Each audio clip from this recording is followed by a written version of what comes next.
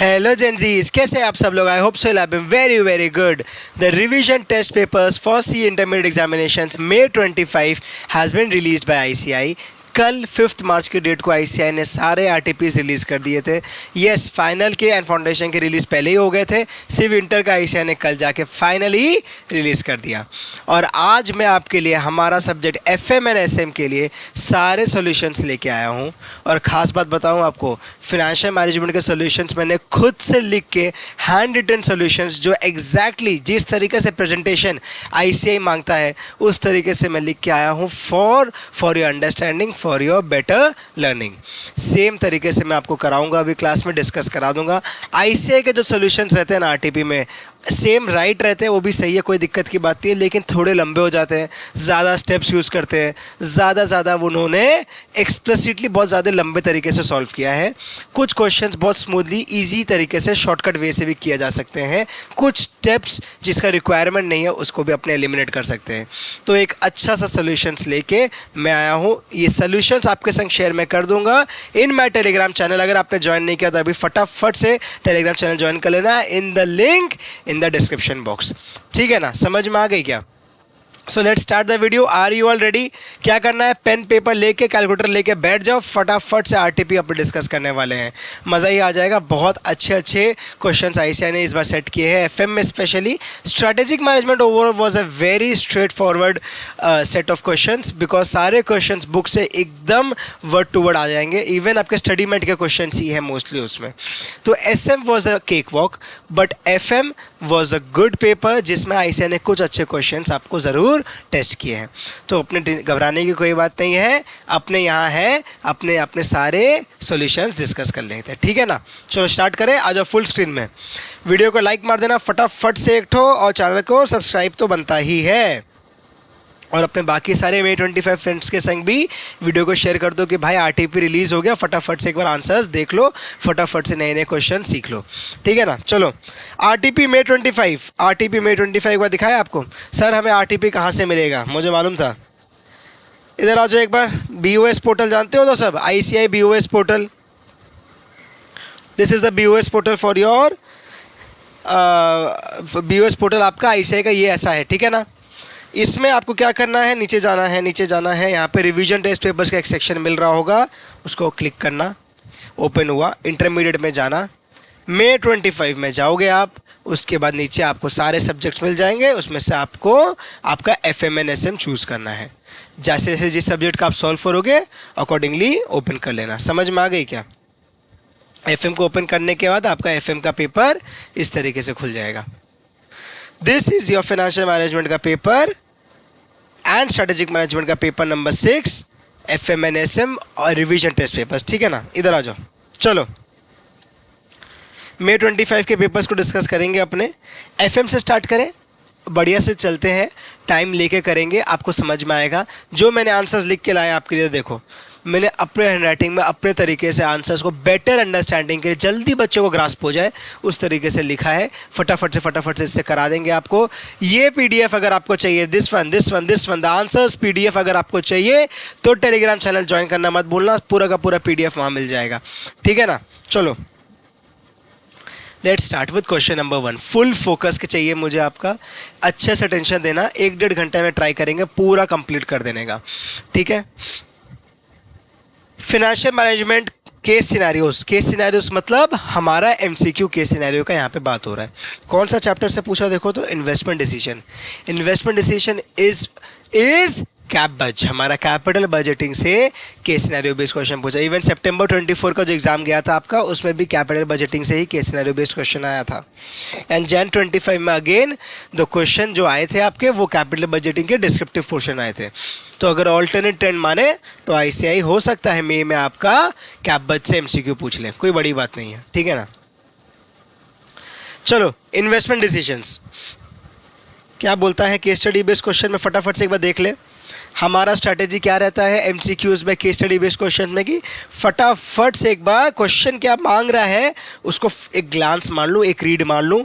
Accordingly मैं case study वैसे उस एरिया पे बेसिक फोकस करके पढ़ पाऊँगा. ठीक है. मैंने देखा एनुअल सेविंग मांग रहा है मशीन टीएमटी का, मतलब मशीन वाला क्वेश्चन है ये, मशीन वाला क्वेश्चन है। याद आ रहा है आपको, याद आ रहा है? यस। पे बैक पीरियड क्या है मांग लिया, very good. Average rate of return भी मांग लिया, सुपर। लास्ट में पीआई, सारा चीज़ मांग लिया। एनपीवी आईआरआर छोड़ दो, बाकी सभी मांग लिया, ठीक है। और पीआई में तो एनपीवी सर हम निकालना आता ही है।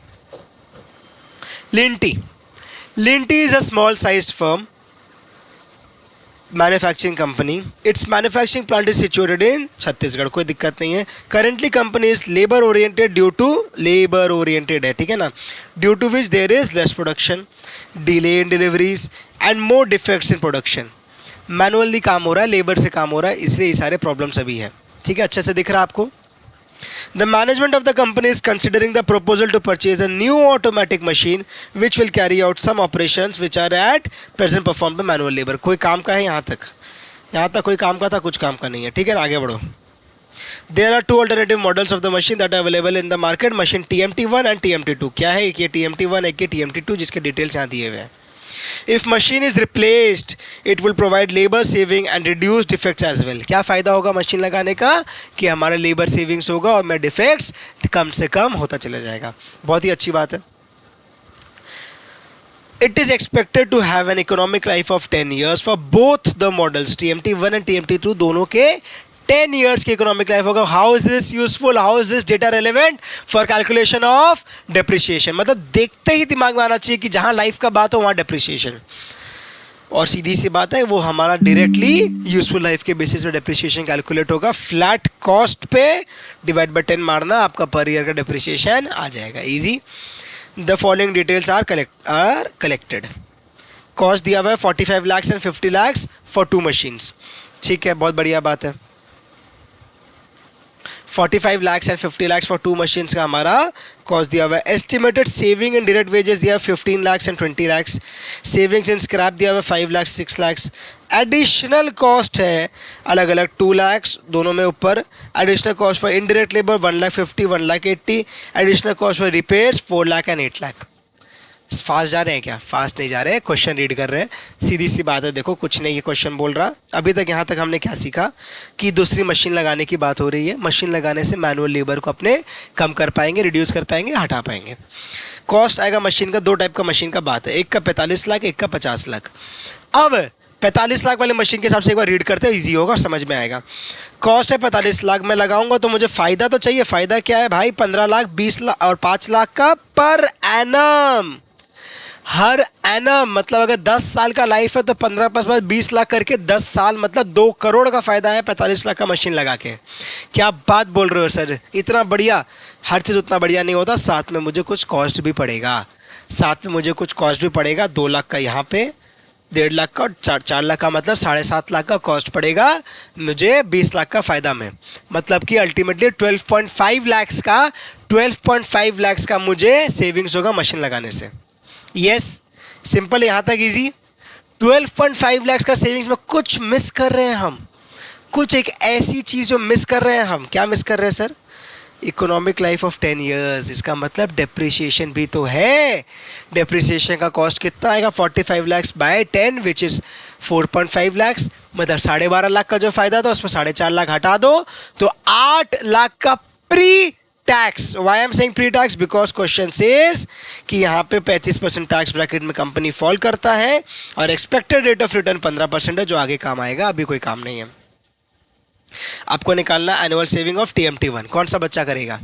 कौन सा बच्चा कैलकुलेट करेगा? सर मैं करूँगा। करो, फटाफट से आप कैलकुलेट करो, फटाफट से कैलकुलेट करो, वीडियो पॉज करके कैलकुलेट कर लेना, आपका काम बन जाएगा, ठीक है ना। क्वेश्चन समझ में आया? 8 लाख का फ़ायदा था प्री टैक्स। 8 लाख में से आपको क्या हटाना है? टैक्स हटाओ। 35% कितना आता है? 8 lakhs माइनस, कैलकुलेटर लेके बैठे हैं सब? यस, माइनस 35% करो, 5,20,000। 5,20,000 मतलब मिलो ये रहा ऑप्शन नंबर 1। कैसे मैंने आपके लिए प्रेजेंटेशन मैंने लिख के आया। देखो अगर मान लो यही सेम क्वेश्चन डिस्क्रिप्टिव में आ जाता तो क्या करते? थोड़ा सा उस एंगल से भी सोचो। तो सेविंग्स का मैंने लिखा है यहाँ पे, सेविंग्स क्या है मेरा? 15 लाख को 5 लाख का TMT1 TMT2 में। एडिशनल कॉस्ट मुझे क्या पड़ रहा है? 4 लाख, 1.5 लाख, 2 लाख का, टोटल 7.5 लाख का। एंड डेप्रिसिएशन मुझे पड़ा 4.5 लाख का। कैसे आया depreciation? Cost divided bye useful life which is 10 years, मतलब 45 लाख का cost divided bye 10 is 4.5 lakh. समझ में आ गई? यहाँ तक इजी जा रहे हैं हम, simple slow easy. Net savings आया 8 लाख। अब इसमें से मैंने टैक्स माइनस किया तो मेरा एनुअल सेविंग्स आ गया। साथ साथ कैलकुलेट करने का फ़ायदा, दोनों साल का दोनों मशीन का एक टेबल में कैलकुलेशन हो गया। एनुअल सेविंग्स दोनों के लिए आया 5,20,000 and 5,98,000। This was your MCQ का question number 1 and question number 2। Annual saving हमने पढ़ा, 2 बार पूछा था, 5,20,000 and 5,98,000। A and B done, easy simple था। कुछ डिफिकल्ट लगा किसी को? नहीं सर एकदम इजी था। Very good. आओ क्वेश्चन नंबर 3 देखें। What is the pay back period for machine TMT1 and TMT2 respectively? पे बैक पीरियड क्या होता था कि अगर रिवीजन आपका आने वाला है, कोई टेंशन की बात नहीं है, मई के लिए भी आपको रिवीजन फटाफट मिल जाएगा, कैप बज का भी इस वीक में ही आपको कैप बज का रिवीजन वीडियो आ जाएगा, घबराना नहीं। नाउ पे बैक का क्या होता है, फटाफट से रिवाइज कराते हैं आपको। पे बैक पीरियड मतलब कि आज जो मेरा आउटफ्लो हो रहा है, कॉस्ट लग रहा है, उससे मैं कितने साल में वापस रिकवर करूंगा। मतलब कि अगर आज 50 लाख का खर्चा है, 5 लाख करके मुझे हर साल उसका फ़ायदा मिल रहा है, तो 10 years is my pay back period. Are you all getting it? It's a simple pay back period. The word discounted pay back period अलग होता है, उसका यहाँ कोई चर्चा नहीं है, एक बार भूल जाओ, छोड़ दो उसे, जब आएगा तब का तब देखेंगे। तो सिर्फ पे बैक पीरियड है, मतलब आज 50 लाख लगा, 5 लाख करके अगर 10 साल तक मुझे मिलेगा तो 10 years is my pay back period. समझ में आ गई? ईजी है। तो हमारे क्वेश्चन में पे बैक पीरियड कैसे आएगा? हमारे क्वेश्चन में पे बैक पीरियड कैसे आएगा कि आज लगा 45 लाख TMT1 में आज लगा 45 लाख, डिवाइड किससे करेंगे? डिवाइड करेंगे हमारा ईयरली कैश फ्लोज से। Yearly cash flows is what?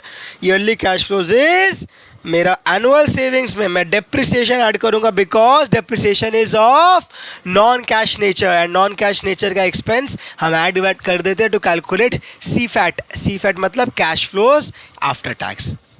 समझ में आया? किसी को डाउट हुआ क्या? डाउट हुआ?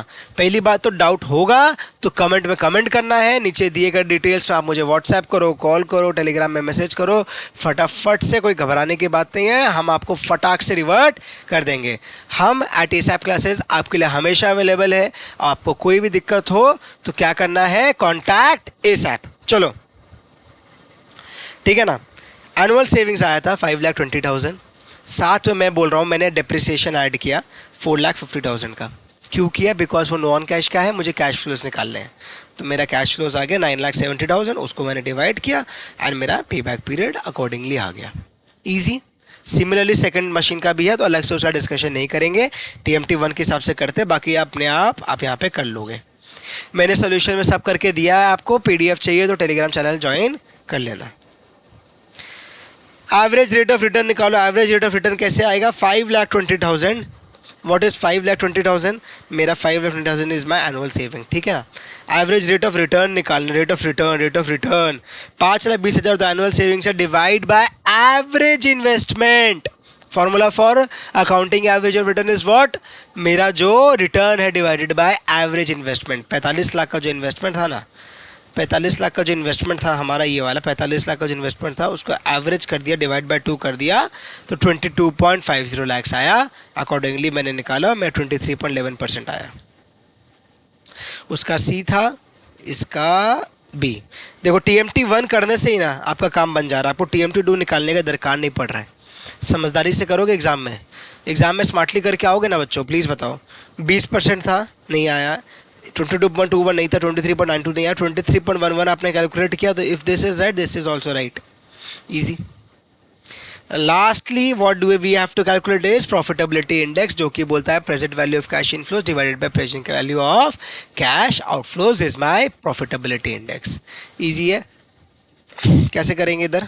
कैसे करेंगे सोचो एक बार, कैसे करेंगे प्रॉफिटेबिलिटी इंडेक्स? एक बार देखो इधर, प्रॉफिटेबिलिटी इंडेक्स कैसे कैलकुलेट करेंगे? Present value of cash inflows मतलब जो CFAT था 9,70,000 पर एनम था, पर एनम था फॉर 10 ईयर्स, उसको डिस्काउंट करके आज लेके आना है मुझे प्रेजेंट वैल्यू। कैसे करेंगे डिस्काउंट? डिस्काउंट रेट दिया हुआ था क्वेश्चन में, जो कि इधर ही कैलकुलेट होना था। This discount rate of 15% was given to calculate profitability index only and not for any other step or not for any other question. 15% का डिस्काउंट और PVAF निकालेंगे। PVAF मतलब प्रेजेंट वैल्यू एन्युटी फैक्टर। कैसे निकालना है? Calculator लेना आप लोग। मैं हमेशा सजेस्ट करता हूँ ये ग्रैंड टोटल वाला कैलकुलेटर लेना। ग्रैंड टोटल बटन दिख रहा है यहाँ पे, ग्रैंड टोटल, ये वाला कैलकुलेटर लेना। क्या करना आपको? सिंपल 1 डिवाइडेड बाई 1.15 इंटू 2 बार इक्वल्स टू ऐसे करके 10 बार करना। 2 3 4 5 6 7 8 9 10 10 बार करने के बाद ग्रैंड टोटल करना, आएगा 5.08176। समझ में आ रही है? अब आपको क्या करना है? ग्रैंड टोटल करने के बाद इनटू करना है 9,70,000 से, तो 4868 कुछ आएगा। इधर देखो, इधर PVAF किया मैंने, PVAF मैंने किया। PVAF करने के बाद इसका जो आया उसको 9,70,000 से इंटू करोगे तो 4868,206 आएगा। इसका डिवाइड मारना, 1.108% आ जाएगा आपका प्रॉफिटेबिलिटी इंडेक्स। समझ में आया? परसेंटेज में नहीं बोलते अपने प्रॉफिटेबिलिटी इंडेक्स को, चाहो तो आप इसको हटा दो। Profitability index is not divided in percentage पर से, डिवाइड हो गया ना ऐसे भी। तो आपका ये आएगा 4868,206 divided by 45 lakhs which is 1.08। Similarly आप TMT2 का निकाल लेना खुद से, आपका आएगा 1.10%। डन। 10 नंबर का question number 1, case study based question MCQ FM we have completed very smoothly and in a fast manner। 15 minute के अंदर, लेस देन 15 मिनट्स में हमने कंप्लीट किया। कैसा लग रहा है? कॉन्फिडेंस आ रहा है? इजी था क्वेश्चन। RTP पे कर रहे हो, अब आप स्टैंडर्ड समझो। आप रिवीजन टेस्ट पेपर आप कर रहे हो जिसका स्टैंडर्ड इज ऑलवेज हाई। किसी से भी पूछ लेना, RTP का स्टैंडर्ड हाई रहता है, उसका क्वेश्चन इतना स्मूथली आपने बना लिया। Congratulations to all of you. समझ में आ गई? नेक्स्ट बढ़े आगे। यस, आज एक बढ़िया क्वेश्चन कराते हैं आपको। एक छोटा 2 MCQ करा लो फटाफट से। आओ। Financial decision cost of capital का MCQ। Shares of ACB limited presently traded at 51 and the company expected to pay dividend 5, मतलब D1 is 5 with a growth expected at 10%। it plans to raise fresh equity share capital। the merchant banker कौन हुए? जो नए capital raise करने में help करते हैं। has suggested that underpricing of ₹2 is necessary। underpricing of ₹2 is necessary मतलब 2 रुपया कम करना होगा। 51 में से 2 रुपया कम करना होगा। 51 में से 2 रुपया कम करना होगा। इन्वॉल्विंग अ कॉस्ट ऑफ 50 पैसे पर शेयर का मिसलेनियस खर्चा है। मतलब ये क्या बोलते थे अपने इसको, technical word is flotation cost is 50 पैसे हमारा पर शेयर का। मतलब 51 में से 2 गया, उसके बाद 50 पैसे और गया।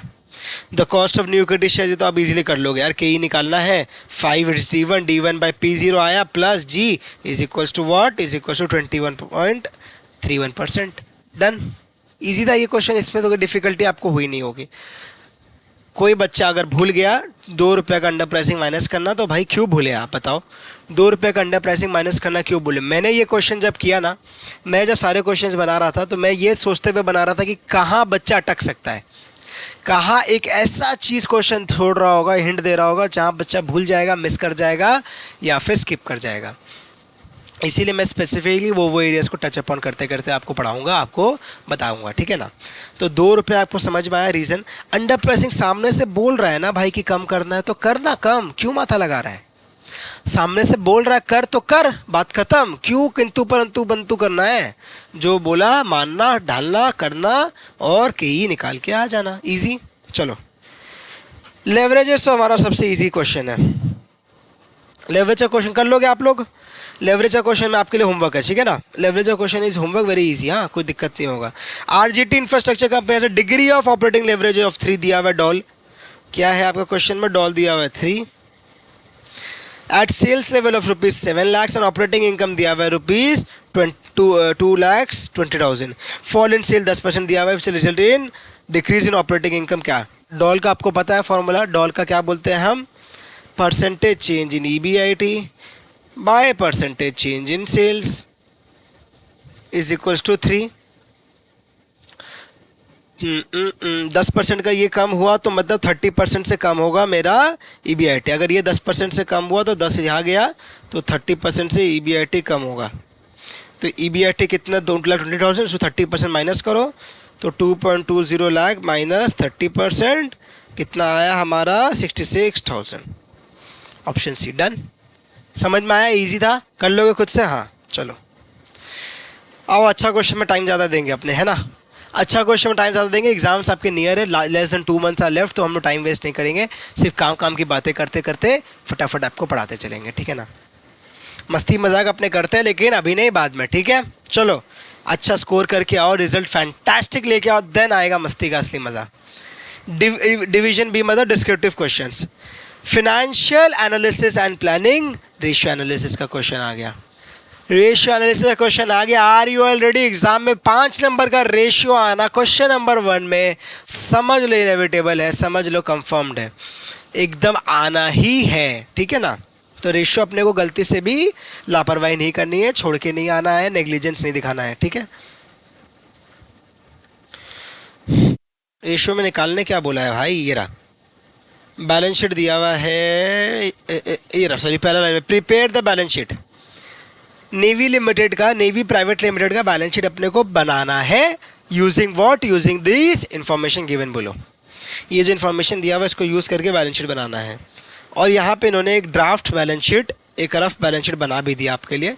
रेशियो मेरा जनरली ICI टी शेप को अलाउ करता है। टी शेप क्या? टी शेप बैलेंस शीट का बात कर रहा हूँ, T shape balance sheet allow करता है। अगर इस क्वेश्चन में ना इस फॉर्मेट में बैलेंस शीट बनाया और एग्जाम में आप क्या करके आओगे? एग्जाम में टी शेप करके आओगे कि ये करके आओगे? मैं बताऊं, नॉर्मली टी शेप एक्सेप्ट होना चाहिए। अगर ये शेप इस तरीके से बैलेंस शीट स्टेटमेंट के फॉर्मेट में, जो शेड्यूल 3 फॉर्मेट है, उस तरीके से अगर ICI देता है क्वेश्चन में, एग्जाम में आप टी शेप करके आओगे तो भी एक्सेप्ट होना चाहिए। लेकिन मैं आपको अपने मन की बात बताऊं, क्यों रिस्क लेना यार ये सब चीज़ों के लिए? क्यों रिस्क लेना? क्यों एक छोटा सा मौका देना जहां आपको पूरा सम आता हो, आपको ये सारे फिगर्स आते हो, पता चला आपने टी शेप करके आगे पता चला 2 नंबर 3 नंबर कुछ काट लिया उसकी वजह से। वरना ICI रेशियोज में टी शेप 100% अलाउ करता है, बहुत जगह खुद ही उसने यूज़ किया है। बट अगर यहाँ क्वेश्चन ऐसे दिया है तो अपने भी ऐसे करके आएंगे, जिद्दी ज़बरदस्ती नहीं करके आएंगे, टी शेप नहीं करके आएंगे। समझ में आ गई? यस। कैसे करोगे ये क्वेश्चन? फटाफट रीड कराएं क्वेश्चन आपको, पहले हाईलाइट करते करते रीड करें, ग्रीन से हाईलाइट करते हैं। चलो प्रिपेयर करना है क्या? Balance sheet. Stock turnover ratio दिया हुआ है मेरा, क्या? स्टॉक टर्नओवर रेशियो मेरा दिया हुआ है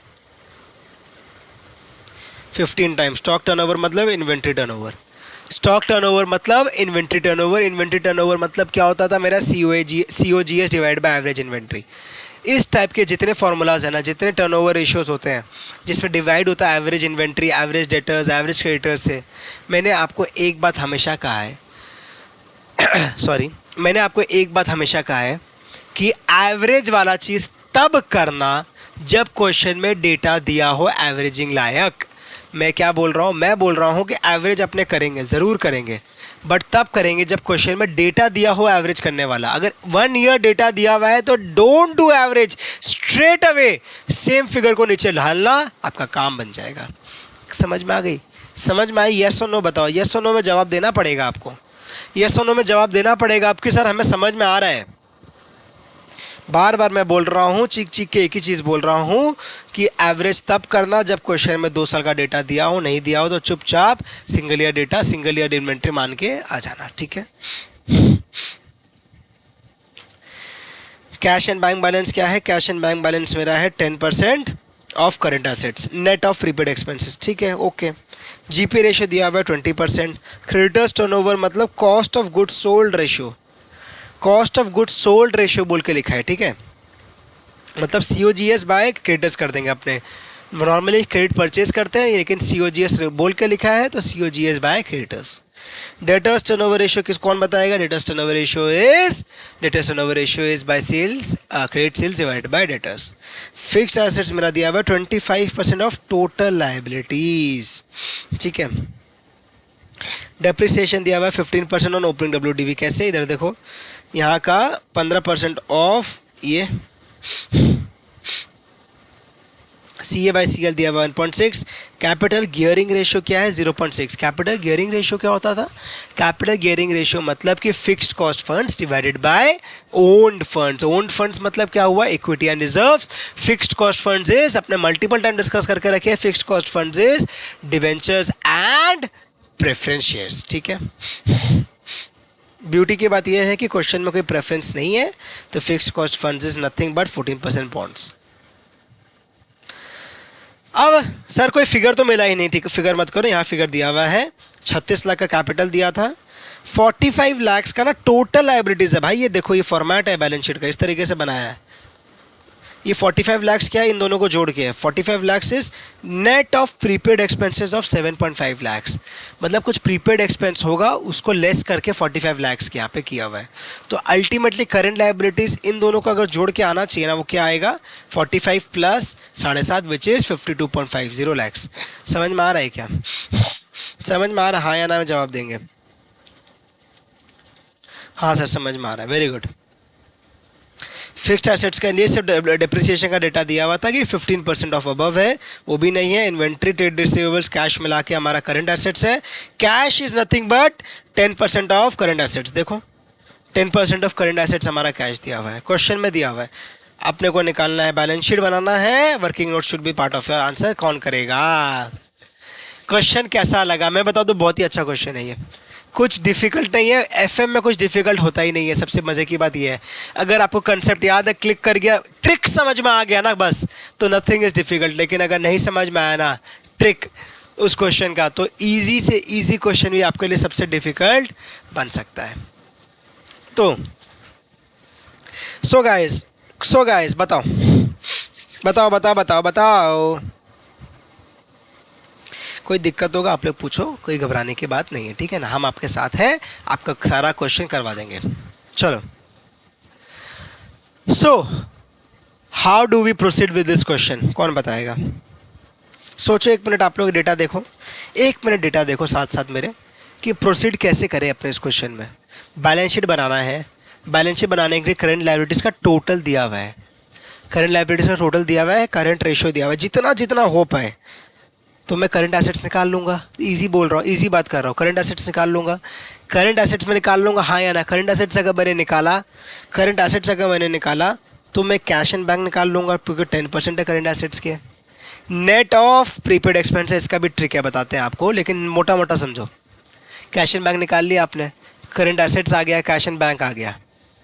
अब एक और अच्छा बात इस क्वेश्चन का देखना इधर, ठीक है ना? नेट फिक्स्ड एसेट्स बोला है 25% ऑफ टोटल लायबिलिटीज। मेरा नेट फिक्स्ड एसेट्स क्या है? 25% ऑफ टोटल लायबिलिटीज। अब अगर fixed assets 25% of total liabilities है, तो इससे आप क्या कर सकते हो? इसको इसके संग कैसे प्ले कर सकते हो? सोचो सोचो सोचो, मतलब 25% टोटल लायबिलिटीज में 25% ऑफ टोटल एसेट्स ऑल्सो, एक ही बात है। अगर फिक्स्ड एसेट्स 25% टोटल एसेट्स का है, तो करंट एसेट्स क्या हुए? 75% ऑफ द टोटल एसेट्स। तो इससे मैं टोटल एसेट्स निकाल सकता हूँ, क्योंकि करंट एसेट्स तो मेरे पास आ गया, करंट एसेट्स मेरे पास आ गया। समझ में आया आपको कैसे फ्लो में बढ़ना? एक एक हिंट लेके, एक एक स्टेप से आगे बढ़ते चलना है। अब आपको सॉल्यूशन दिखाते हैं और बेटर समझ में आएगा। मेरा वाला सॉल्यूशन आग बंद के आप एग्जाम में कर सकते हो, कोई दिक्कत की बात नहीं है। बड़ा बड़ा स्टेप्स, बड़े बड़े टेबल्स आईसीआई के बनाने की ज़रूरत नहीं है, ठीक है? नंबर कैसे दिया जाता है मालूम है आपको? मान लो 84 लाख इज अ सोल्यूशन, अगर उसको 84 दिखा, कुछ किया हुआ यहाँ पे दिखा, डन। आपको ऐसे, आपको जब पेपर मंगाओगे आप तो लिखा आएगा टिक, ऐसा बॉक्स आएगा, बॉक्स में आएगा ये टिक। फिर मान लो कुछ और है, ये आपने निकाला, ये आएगा ऐसे, तो ये आएगा एक बॉक्स, ये आएगा टिक। ऐसे ऐसे सारे टिक्स काउंट होंगे, जितना टोटल टिक्स होना चाहिए अगर उतना है तो आपको नंबर दे दिया जाएगा। इस तरीके से मार्क्स दिया जाता है। समझ में आया? Working note number 1, calculation of current assets comma cash दोनों निकाल लेंगे। CA/CL 1.6 दिया हुआ था, अभी तक कुछ नहीं किया हमने, स्टार्टिंग से ही कर रहे। जो बच्चा भी सुनने वापस चाह रहा है या अभी तक का नहीं समझ में आया या थोड़ा समझ में आया, अब वापस कंसंट्रेट करो, सब समझ में आ जाएगा, ठीक है? CA/CL 1.6 क्वेश्चन में गिवन था, क्वेश्चन देख के देखते रहना।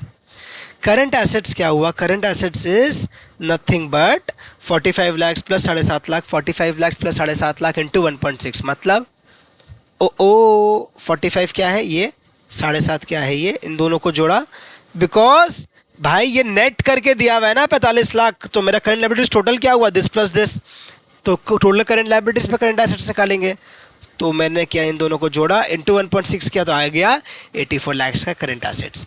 अब अगर 84 लाख का करंट एसेट्स आ गया तो मतलब inventory plus trade receivable plus cash plus prepaid is 84 lakh. Prepaid 7.5 lakh मुझे दिया हुआ था तो वो मैंने वहाँ से हटाया तो मेरा 76.50 लाख आ गया, इन तीनों को मिला के, इन तीनों को मिला के आ गया। अब क्वेश्चन में क्या बोला है, 10% of current assets net of prepaid expenses, इसीलिए करंट कैश निकालने के लिए मैं 76.5 का 10% करता हूँ, ना कि 84 लाख का, क्योंकि क्वेश्चन ही जो बोल रहा वो करना है ना, इसमें कोई लॉजिक नहीं है, क्वेश्चन जो बोल रहा वो मैं कर रहा हूँ, कोई स्पेशल अपना बुद्धि लगा रहा हूँ क्या मैं, नहीं। वो भैया बोल रहा नेट करके करने तो कर दिया, अगर वो बोलता नहीं ऐसा कुछ तो मैं डायरेक्टली 84 लाख पे 10% मार देता, उसने लिखा नेट करके कर तो कर, वो जो बोले वो मैं करे, ठीक है।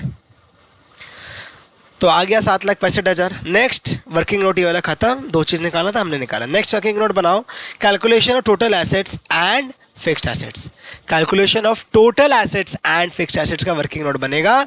मैंने आपसे जैसे डिस्कस किया, फिक्स्ड एसेट्स क्या है, 25% ऑफ टोटल लायबिलिटीज, क्वेश्चन में गिवन है, ये भी क्वेश्चन साथ साथ देख रहे हो ना आप लोग, प्लीज़ बताओ। Total liabilities total assets same होता है, करंट एसेट्स क्या हुआ 75% ऑफ टोटल लायबिलिटीज, अगर ये 25% ऑफ टोटल लायबिलिटीज है मतलब 25% ऑफ टोटल एसेट्स है, ये अगर 25% ऑफ टोटल एसेट्स है तो करंट एसेट्स क्या हुआ 75% of total assets.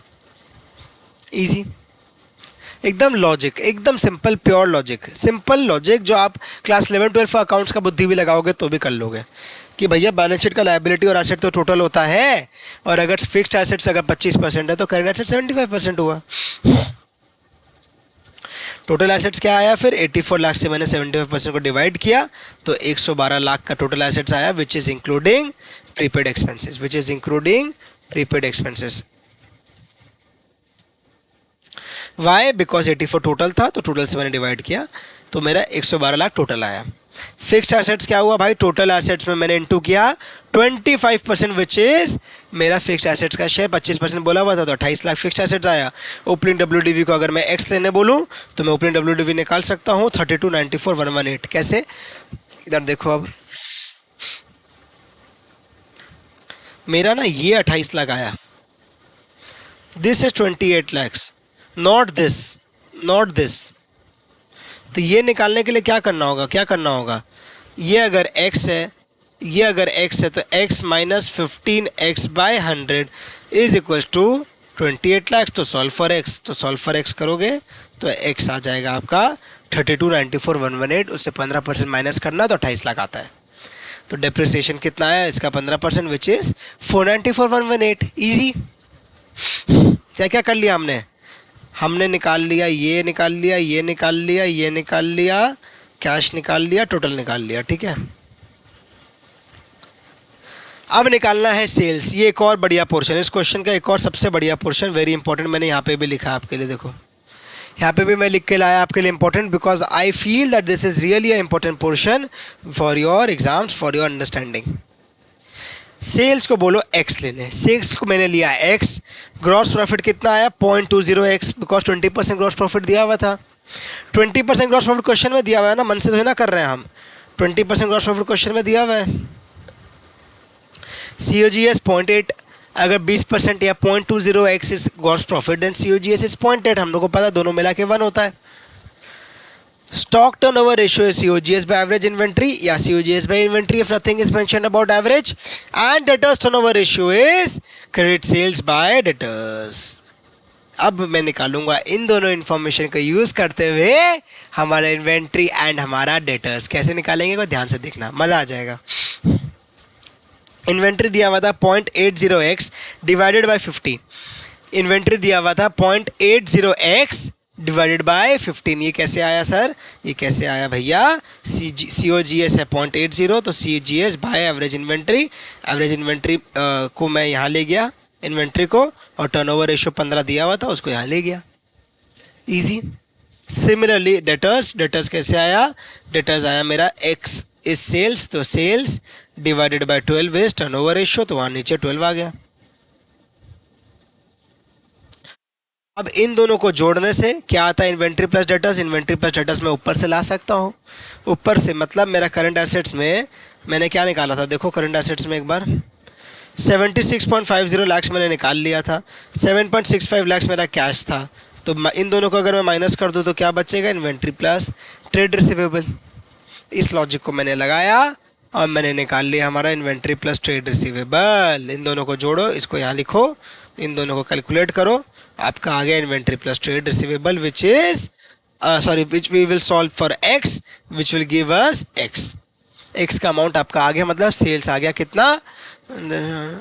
5 crore 37 lakh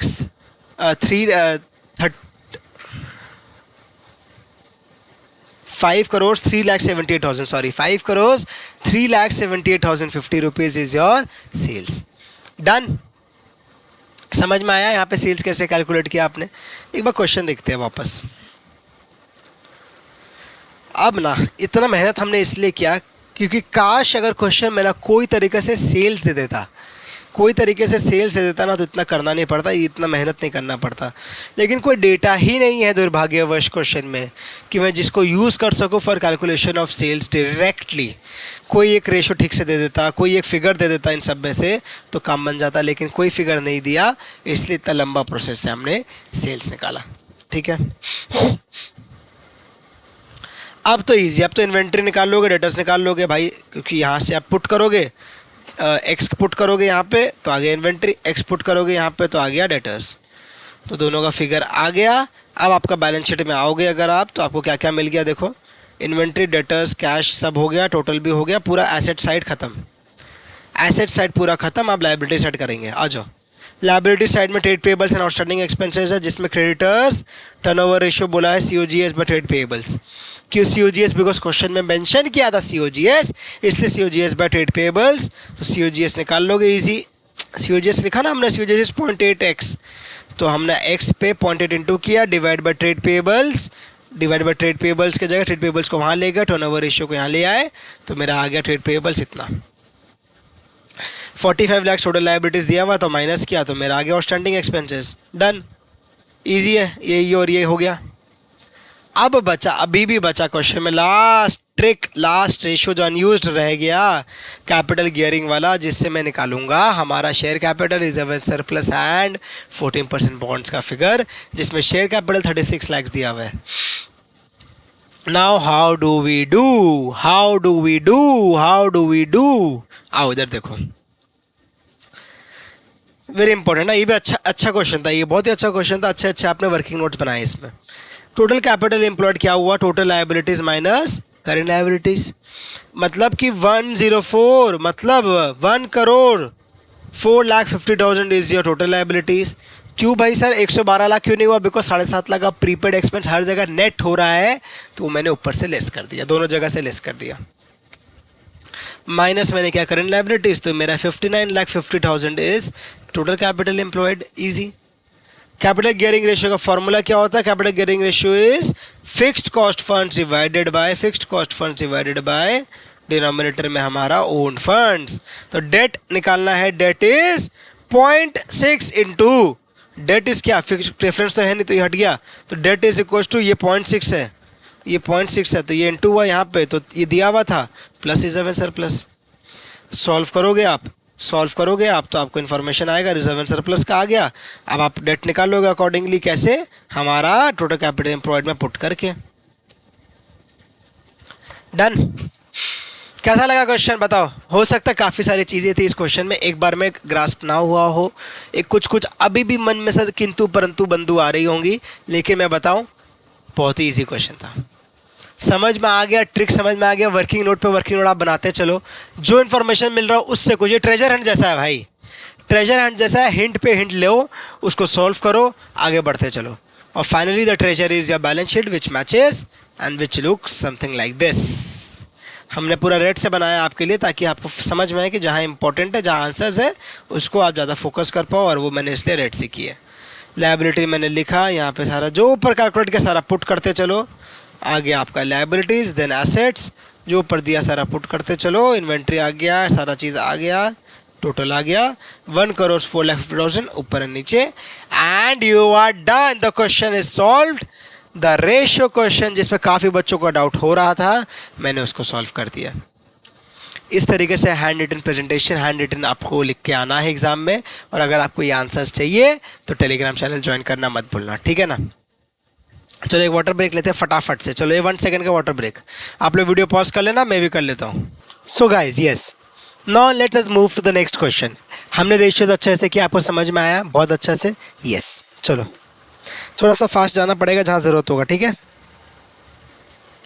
cost of capital का क्वेश्चन है, बड़ा इजी क्वेश्चन था ये, बहुत ही easy question cost of capital का, सब बच्चे कर पाएंगे मुझे उम्मीद है।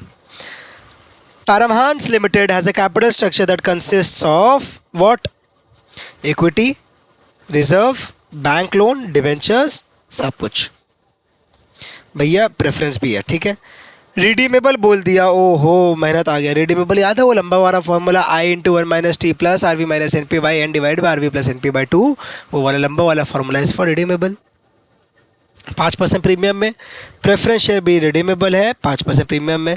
Coupon rate on debentures is 1.5 times of that of bank term loan coupon rate, whereas the preference dividend rate is 1.5 times of debentures interest rate। मतलब दिख रहा था ना आपको? सॉरी, बोलना क्या चाह रहा है क्वेश्चन? देखो ध्यान से सुनो बस। क्वेश्चन बोल क्या रहा है कि 5% प्रीमियम वाला बात तो ईजी है, उसमें आपको समझ में आ गया। अब कूपन रेट से देखो, इधर से कूपन रेट ऑन डिबेंचर्स बोला है क्वेश्चन की 1.5 टाइम्स है बैंक टर्म लोन का। मतलब अगर ये x है, क्या बोल रहा है ये, अगर x है ना, बैंक लोन अगर x है तो मेरा डिबेंचर क्या हुआ 1.5x, और मेरा प्रेफरेंस क्या हुआ? अब प्रेफरेंस का डिविडेंड कितना रेट पे बोल रहा है 1.5 ऑफ डिबेंचर, मतलब 1.5 इंटू 1.5 मतलब 2.25 हो गया, 2.25x। समझ में आ गया? 10 ईयर दिया हुआ है for bank loan, debentures and preference 3, 5, 7। मतलब कि बैंक लोन का 3 साल, डिवेंचर का 5 साल, और लास्ट वाला प्रेफरेंस है हमारा, उसका कितना दिया है रे? 7 साल। 3 साल, 5 साल, 7 साल, ठीक है। Current book value of capital structure दिया हुआ है नीचे, मतलब कि मेरा बुक के हिसाब से कैपिटल स्ट्रक्चर क्या है दिया हुआ है, टोटल 80 लाख का है। सबका अपना अपना वेट्स दिया हुआ है, आप वेट्स निकाल सकते हो। फेस वैल्यू दिया हुआ है जिससे कि क्या हेल्प होगा, नंबर ऑफ शेयर्स निकालने में, एन निकालने में, एन निकालने में, एन निकालने में। टैक्स रेट दिया हुआ है 25%। Debentures are currently selling at 96। Currently selling मतलब जो एनपी होता है फॉर्मूला का, वो 96 दिया हुआ है। प्रेफरेंस शेयर्स करेंटली एट 102, उसका भी एनपी दिया हुआ है। Thank you so much. Equity shares are quoted at 150। Equity का प्राइस दे दिया 150 रुपया। 150 रुपया लेगा, 150 है मेरा इक्विटी का price. The ongoing P ratio दिया हुआ है फॉर द शेयर्स 6.667 टाइम्स। इससे कुछ ज़्यादा आया? यहीं पर रुकते हैं एक बार, यहीं पर 1 मिनट की चर्चा लगाते हैं। सर 6.667 टाइम्स का पी रेशियो, इससे कुछ समझ में आ रहा है क्या? इससे कुछ मेरा सिखाया हुआ पढ़ाया हुआ समझ में आ रहा है आपको? पी रेशियो का मतलब क्या है सर? Price earnings ratio. मैंने आपको क्या सिखाया था सर? एक अर्निंग्स प्राइस मॉडल होता है for calculation of cost of equity in the chapter cost of capital.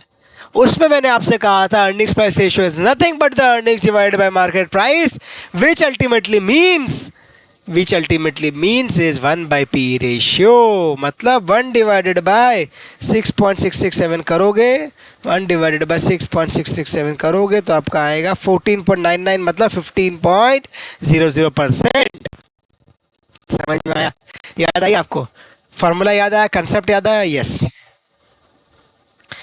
परमांस limited belongs to this class में टोटल कैपिटलाइजेशन इसको WACC दिया हुआ है 20%। टोटल कैपिटलाइजेशन, ओवरऑल कैपिटलाइजेशन मतलब WACC आपका दिया हुआ है 20%, डिस्काउंटिंग रेट भी होगा 20%। क्या निकालना? रेट ऑफ इंटरेस्ट निकालने बोला। ये जो एक्स ले रहे थे ना भाई, ये एक्स ले रहे थे ना, ये एक्स निकालने बोल रहा है आपको, केडी केडी नहीं बोल रहा है। Rate of interest of bank term loan and debentures, rate of preference, सारा एक्स निकालोगे काम बन जाएगा। और लास्ट में WACC तो निकालना है, बट किससे? Using market value weights. How do I do? मैं बताऊँ, बहुत इजी क्वेश्चन है, इसमें कुछ नया नहीं है। देखने में क्वेश्चन का प्रेजेंटेशन जिस तरीके से क्वेश्चन आया वो हो सकता है नया लग रहा हो, but ultimately this question is quite a straight forward one, जिसमें किसी बच्चे को कोई दिक्कत नहीं होनी चाहिए। अगर किसी को हो रही है तो कोई बात नहीं बेटा, 2 मिनट आप सुनो मेरी बात, आप समझ जाओगे। WACC using market value weights, ये निकालना है, रेट ऑफ प्रेफरेंस निकालना है और rate of interest in bank term loan and debentures निकालना, मतलब एक्स निकालोगे काम बन जाएगा। अब एक्स कैसे निकालेंगे? एक्स कैसे निकालेंगे? ये एक्स सोचो सोचो सोचो सोचो, ओ मेरे लाला सोचो। इक्विटी का 15% दिया हुआ है, इक्विटी का KE दिया हुआ है 15%। अगर मैं ये एक्स के टर्म्स में KD KP और अगर लोन का KL निकाल लो तो मैं निकाल तो सकता हूँ एक्स के टर्म्स में। बुक वैल्यू का वेट मुझे दिया हुआ है, बुक वैल्यू का वेट दिया हुआ है, book value weight into x का टर्म्स करूं और वो जो टोटल आएगा ना, वो टोटल मुझे दिया हुआ है 20%। वो टोटल मुझे दिया हुआ है 20%, उसको मैं कैलकुलेट करूंगा, सॉल्व फॉर एक्स करूंगा। येस दैट को is going to be lengthy calculation, but अगर मैं सॉल्व फॉर एक्स सही से कर गया तो मुझे सारा चीज़ मिल जाएगा। पहला 3 चीज़ जो मांगा है ये और ये निकल जाएगा। फैन ये निकालना तो बड़ा इजी सा काम है, ठीक है। आओ, I need your 100% focus here. हाँ, फटाफट से करते हैं। कूपन मैंने बोला बैंक टर्म लोन का एक्स ले लो, इसका 1.5x हो गया, इसका 2.25x हो गया। Rate of reference dividend easy, हमने जो आपसे वहाँ पर लिखा है वही चीज़। KE निकाला मैंने 15%, कोई दिक्कत नहीं। KD का फॉर्मूला मैंने पहले लिखा आपके लिए। अब वहाँ पे फॉर्मूला में इंटरेस्ट क्या होता है? Interest is 100 the face value into rate of interest. Rate of interest मेरा 1.5x, तो 100 इंटू 1.5x इज 150x। कोई बच्चा यहाँ पे 1.5x करके आ गया तो देखो भाई एकदम गलत हो जाएगा। This has to be 150x, ये एक मॉडर्न पोर्शन है। ये 100 से इंटू होगा, वाई? बिकॉज फेस वैल्यू पे इंटरेस्ट रेट करते हैं। अरे फेस वैल्यू पे इंटरेस्ट रेट इंटू करते हो ना, तो अब इंटरेस्ट रेट अगर 1.5x है तो फेस वैल्यू पे 1.5x होगा ना, सिर्फ 1.5x हो ना, लिख के आओगे। ईजी, सॉरी, ईजी समझ में आया? नाउ बाकी सब चीज़ दिया हुआ है। 100 प्लस 5% मैंने लिखा था, वहाँ पे दिया हुआ था क्वेश्चन में, रिडीमेबल एट प्रीमियम में, तो 105.96 is the current market price. 5 साल का पीरियड है। आ गया मेरा एक्स में KD कितना है, ये एक्स के टर्म्स में मेरा KD आया। KD is what? इधर देखो, सिर्फ KD पे फोकस चाहिए मुझे। अब KD is nothing but 112.5x plus 1.8 divided by 100.5x आ गया, तो मेरा KD आ जाएगा। सेम तरीके से, डिट्टो सेम तरीके से KP निकालो। वहाँ 150x था, यहाँ पे हो जाएगा 2.25 into 100 which gives me what 225x। और बाकी सेम चीज़ अब क्वेश्चन में दिया हुआ था, उसको पुट किया, मेरा KP आ गया x के टर्म्स में 225x। ये क्या है? ये KP है। हाँ, 225x प्लस 0.4286 बाय 103.5 ये आया। KO मेरा दिया हुआ था 20%। अब आओ टेबल में KO दिया हुआ 20%। ये वाला बुक वैल्यू सारे 80 लाख तक दिए हुए थे क्वेश्चन में, 80 लाख तक बुक वैल्यू दिए हुए थे, हाँ कि ना? यस। वेट निकाल लिया, this divided by this, this divided by this करके वेट निकाल लिया। रिजर्व्स का इक्विटी का 15% का वेटेज, 15% का कॉस्ट ऑफ इक्विटी, मतलब इसका मैंने ऊपर जो कैलकुलेट किया एक्स के टर्म से पुट किया यहाँ पे। अब दिस इनटू दिस करते चलो सारा को, यहाँ पे आता चलेगा और इनको जोड़ देना, ये 20 होना चाहिए। तो आप अल्टीमेटली सॉल्व फॉर एक्स करोगे, तो सॉल्व फॉर एक्स करोगे अबव, तो क्या आएगा? एक्स 15.86%। ये मैंने आपका कैलकुलेशन आपको खुद से करना है। 15.86% कैसे आता है? बड़ा लेंदी कैलकुलेशन है, बट कैलकुलेशन करना प्रैक्टिस के लिए आपका एक्स आएगा 15.86%। कैसे किया मैंने, वापस बताएं, ध्यान से सुनो एक बार बात, ठीक है? ये सारे फॉर्म्स ऑफ कैपिटल है, कैपिटल स्ट्रक्चर बुक में या क्वेश्चन में दिया हुआ है। यहाँ तक तो कुछ किया ही नहीं मैंने, वेट मैंने निकाला वो आपके लिए बाएं हाथ का खेल, एक एक को लिया पकड़ पकड़ के डिवाइड कर दिया 80 लाख से, वेट भी बाएं हाथ का खेल। कॉस्ट आपने इजीली इक्विटी का निकाल लिया था यार 15%, 1/6.667। इन दोनों के लिए आपने क्या किया, इन दोनों के लिए आपने सिंपली क्या किया बताओ मुझे प्लीज़ एक बार बताओ। आपने उस फॉर्मूला में पुट किया, एक्स के टर्म्स में निकाल दिया अपना केपी और केडी, और बैंक लोन का तो हमेशा सेम रहता है, वो तो एक्स ही रहेगा, ठीक है, वो तो एक्स ही रहेगा। समझ में आ रही है? किसी को कोई दिक्कत हो रहा है यहाँ पे बताओ मुझे प्लीज एक बार।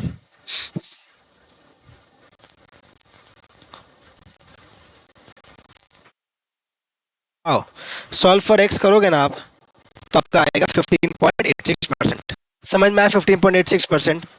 इधर पे एक चीज़ रख लेना बस, ये जो हमारा बैंक लोन होगा उस पर भी तो मुझे क्या मिलेगा बताओ तो बच्चों, मुझे सर उस पर भी मिलेगा टैक्स बेनिफिट, तो ये 0.75x से निकालना, ठीक है। ईजी है यहाँ तक, एकदम सिंपल जा रहे हैं अपने। एक्स आ गया, एक्स आ गया तो भाई सारा चीज़ अब इजीली निकल जाएगा। मेरा KL आ गया, कॉस्ट ऑफ लोन आ गया 15.86 इंटू 25% करोगे तो 11.9। Rate of interest on debentures आ गया 15.86 इंटू 1.5। अब प्रेफरेंस के लिए क्या करोगे, जो आपका 23.79 आया डिबेंचर्स का रेट, उस पर वापस 1.5 इंटू किया, मेरा 35.68 आ गया प्रेफरेंस का रेट ऑफ डिविडेंड, ठीक है। अब KD निकालना आपके लिए बाएं हाथ का खेल है। आपका x आया हुआ था, x का वैल्यू पुट करोगे यहाँ पे, आपका KD सॉल्व करोगे तो आएगा 19.54%। सिमिलरली KP में आप x पुट करना, आपका क्या आएगा 34.89%। क्वेश्चन में लास्ट में मांग लिया था भाई कि प्लीज़ निकाल दे WACC using market value weights, तो सारा फॉर्म्स ऑफ कैपिटल लिखा। मार्केट वैल्यू वेट कैसे आएगा इक्विटी के लिए, और इसके लिए हमने क्या सीखा है हमेशा, इक्विटी एंड रिजर्व्स के लिए मार्केट वैल्यू वेट कैसे आता है, it's nothing but the market value of equity is apportioned between equity and reserve and surplus in the ratio of their book value weights. तो बुक वैल्यू वेट पे मैंने इसको apportion कर दिया, मतलब बुक वैल्यू वेट क्या था 25:10 है, देखो मतलब 25 divided by 35 into market value करोगे तो इक्विटी आएगा, और 10 divided by 35 into market value करोगे तो आपका रिजर्व्स आएगा, ठीक है। सिमिलरली प्रेफरेंस ये सारा चीज़ आप इजीली लिख सकते हो। कैसे, मार्केट प्राइस दिया हुआ था अब सबका अलग से, क्वेश्चन में सबका मार्केट प्राइस दिया हुआ था ना, ये तो देखो 96 है इसका 102 है, सबका मार्केट प्राइस दिया हुआ। नंबर कैसे निकालोगे, total value divide by face value, number of shares आ गया, नंबर ऑफ प्रेफरेंस शेयर्स आ गया, नंबर ऑफ डिवेंचर्स आ गया। बैंक लोन तो 10 लाख रहेगा ही, उसका तो कोई चेंज होता नहीं, वेट निकाल लिया आपने, कॉस्ट अभी आपने कैलकुलेट किया, इसको इंटू किया तो 20.36 इज़ द आंसर। नाउ कुछ बच्चों को यहाँ पे दिक्कत होगा, सर ICI का आंसर कुछ और है। एक बार ICI का आंसर दिखाया अब आपको, मुझे नहीं पता ICI ने इधर क्या किया है। This is the right solution which you should follow your examination, ठीक है ना। सही जा रहा था ICI, देखो 20% तक यहाँ निकाला उसने, सारा चीज़ निकाला, 15.86 वगैरह निकाला, ये सब चीज़ निकाला उसने, कोई दिक्कत नहीं। मार्केट वैल्यू वेट्स पे आया वो, ये सही किया, ये सही किया। भाई अब तू यहाँ पे बैंक टर्म लोन 12.023 कैसे ला रहा है, ये तीनों फिगर का बेसिस क्या है, इन तीनों फिगर का बेसिस क्या है, कहीं दिया हुआ नहीं है। यहाँ पे आपका मार्केट वैल्यू निकाल के दे दिया, बस ख़त्म। इन तीनों फिगर का बेसिस कहीं दिया हुआ नहीं है। आई डाउट कि ये सही है कि नहीं। अगर किसी को समझ में आता तो ज़रूर बताना, कोई इसमें घबराने की बात नहीं है। मे भी कोई मिस्टेक हुआ होगा तो अपने करेक्ट ज़रूर कर लेंगे, but I find no reason to believe that this is the right answer, so I am giving a cross here. मैंने अपना आंसर यहाँ पे लिखा है। आपका कोई बेटर इसमें समझ में आए किसी को तो ज़रूर बताओ, डिस्कस करेंगे, राइट कर लेंगे, सुधार लेंगे, ठीक है ना। चलो आओ आगे बढ़ो, आगे बढ़ो मेरे बच्चों, प्लीज़ आओ। क्वेश्चन 6 करते हैं अब, ठीक है ना। PDF चाहिए तो टेलीग्राम, ठीक है, बार बार बोल रहा हूँ ताकि कोई बच्चा स्किप कर दिया, नया आया हो, अभी यहाँ से देख रहा हो, तो आंसर्स अगर आपको चाहिए तो टेलीग्राम चैनल में मिल जाएगा। Question number 6, question number 6 is capital structure का क्वेश्चन। हाँ ठीक है, ये भी अच्छा क्वेश्चन है, good question.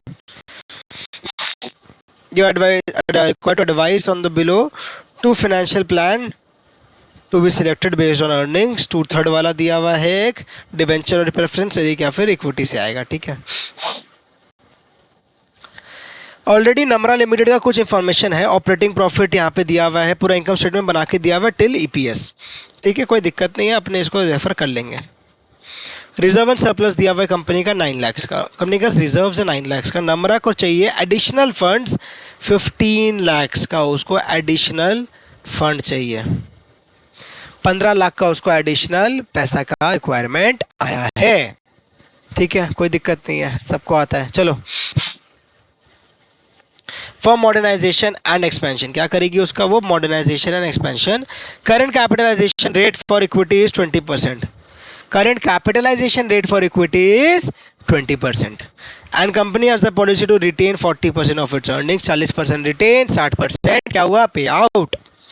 The debentures and the preference, the debentures and the preference, the debentures and the preference are trading at a premium of 10% and 25% to its book value respectively. Value of firm अगर आप निकालोगे तो 10% और 25% add करना मत भूलना। Equity का fair value क्या है, इक्विटी का फेयर वैल्यू के लिए क्या लिखा है, calculated by dividing the number of equity shares to the overall value of the firm, calculated by dividing the number of shares by overall value of the firm से आपका आएगा क्या, fair value of equity shares, ठीक है। New equity shares for expansion will be issued 15% discount to the current fair value price, जो आपने price निकाला 15% discount करना तो उस प्राइस पे नया इक्विटी शेयर्स आएंगे। ROC which is based on total value of the firm will increase by 10% to its current rate after expansion and modernisation. ROC क्या होगा मेरा, 10% से बढ़ जाएगा। कब बढ़ेगा, आफ्टर ये मॉडर्नाइजेशन एंड एक्सपेंशन होगा तो ज़्यादा रिटर्न में कमा पाऊंगा। If capital gearing ratio goes above 2.5, वापस आ गया हमारा कौन सा रेशियो, ऐसे तो पूछता नहीं इंस्टीट्यूट कैपिटल गियरिंग रेशियो, अब अगर पूछा तो एक ही पेपर में 2 बार आ गया। Capital gearing ratio goes above 2.5, then interest rate on additional debt will increase by 200 basis points and dividend on preference shares will increase by 0.5%. क्या समझ में आया, किसको समझ में आया, किसको क्या समझ में आया। कैपिटल गियरिंग रेशियो आप निकालोगे, कैपिटल गियरिंग रेशियो आप निकाल के चेक करोगे कि अगर 2.5 से ज़्यादा हो रहा है, मतलब कि अगर आप डिबेंचर और प्रेफरेंस का रूट से गए और आपका कैपिटल गियरिंग रेशियो 2.5 से एक्सीड कर गया तो इंटरेस्ट रेट 2% से बढ़ जाएगा। 1 बेसिस पॉइंट क्या हुआ, 1% समझ लो, 200 बेसिस पॉइंट्स क्या हुआ आपका 2%, मतलब 1 बेसिस पॉइंट मतलब 1/100%, 200 बेसिस पॉइंट्स मतलब 200/100%। और प्रेफरेंस शेयर्स क्या होगा मेरा, इंक्रीज कर जाएगा %0.5 से, वो 2% से और ये %0.5 से। बस खत्म, इतना सही है। क्वेश्चन में एडवाइस करना है कि मुझे कहाँ से जाना चाहिए, बताओ कौन सा बच्चा बताएगा कि मुझे कहाँ से जाना चाहिए। सर फटाफट से बता दो कौन सा रूट से जाऊँ मैं। इस क्वेश्चन को करेंगे कैसे, अच्छा क्वेश्चन है, डिफरेंट क्वेश्चन है, आपको हर बार इस टाइप के क्वेश्चंस मिलते नहीं आपके किताबों में। इस क्वेश्चन को जगाओगे कैसे, प्रोसीड कैसे करोगे, पहले ये सोचो भाई, सोचो सोचो। क्वेश्चन बोल रहा है ना कि मेरा जो ROCE है ना वो चेंज कर जाएगा 10% से अगर मैं एक्सपेंशन करता हूँ तो मेरा ROCE जब बढ़ेगा ना तो मेरा अल्टीमेटली क्या होगा ना, EBIT जो है ना, ये ऑपरेटिंग प्रॉफिट भी चेंज हो जाएगा।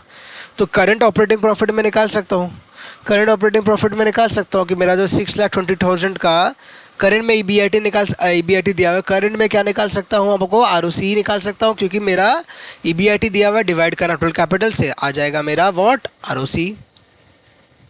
चार्ज कर लेते सिस्टम को 1 सेकेंड।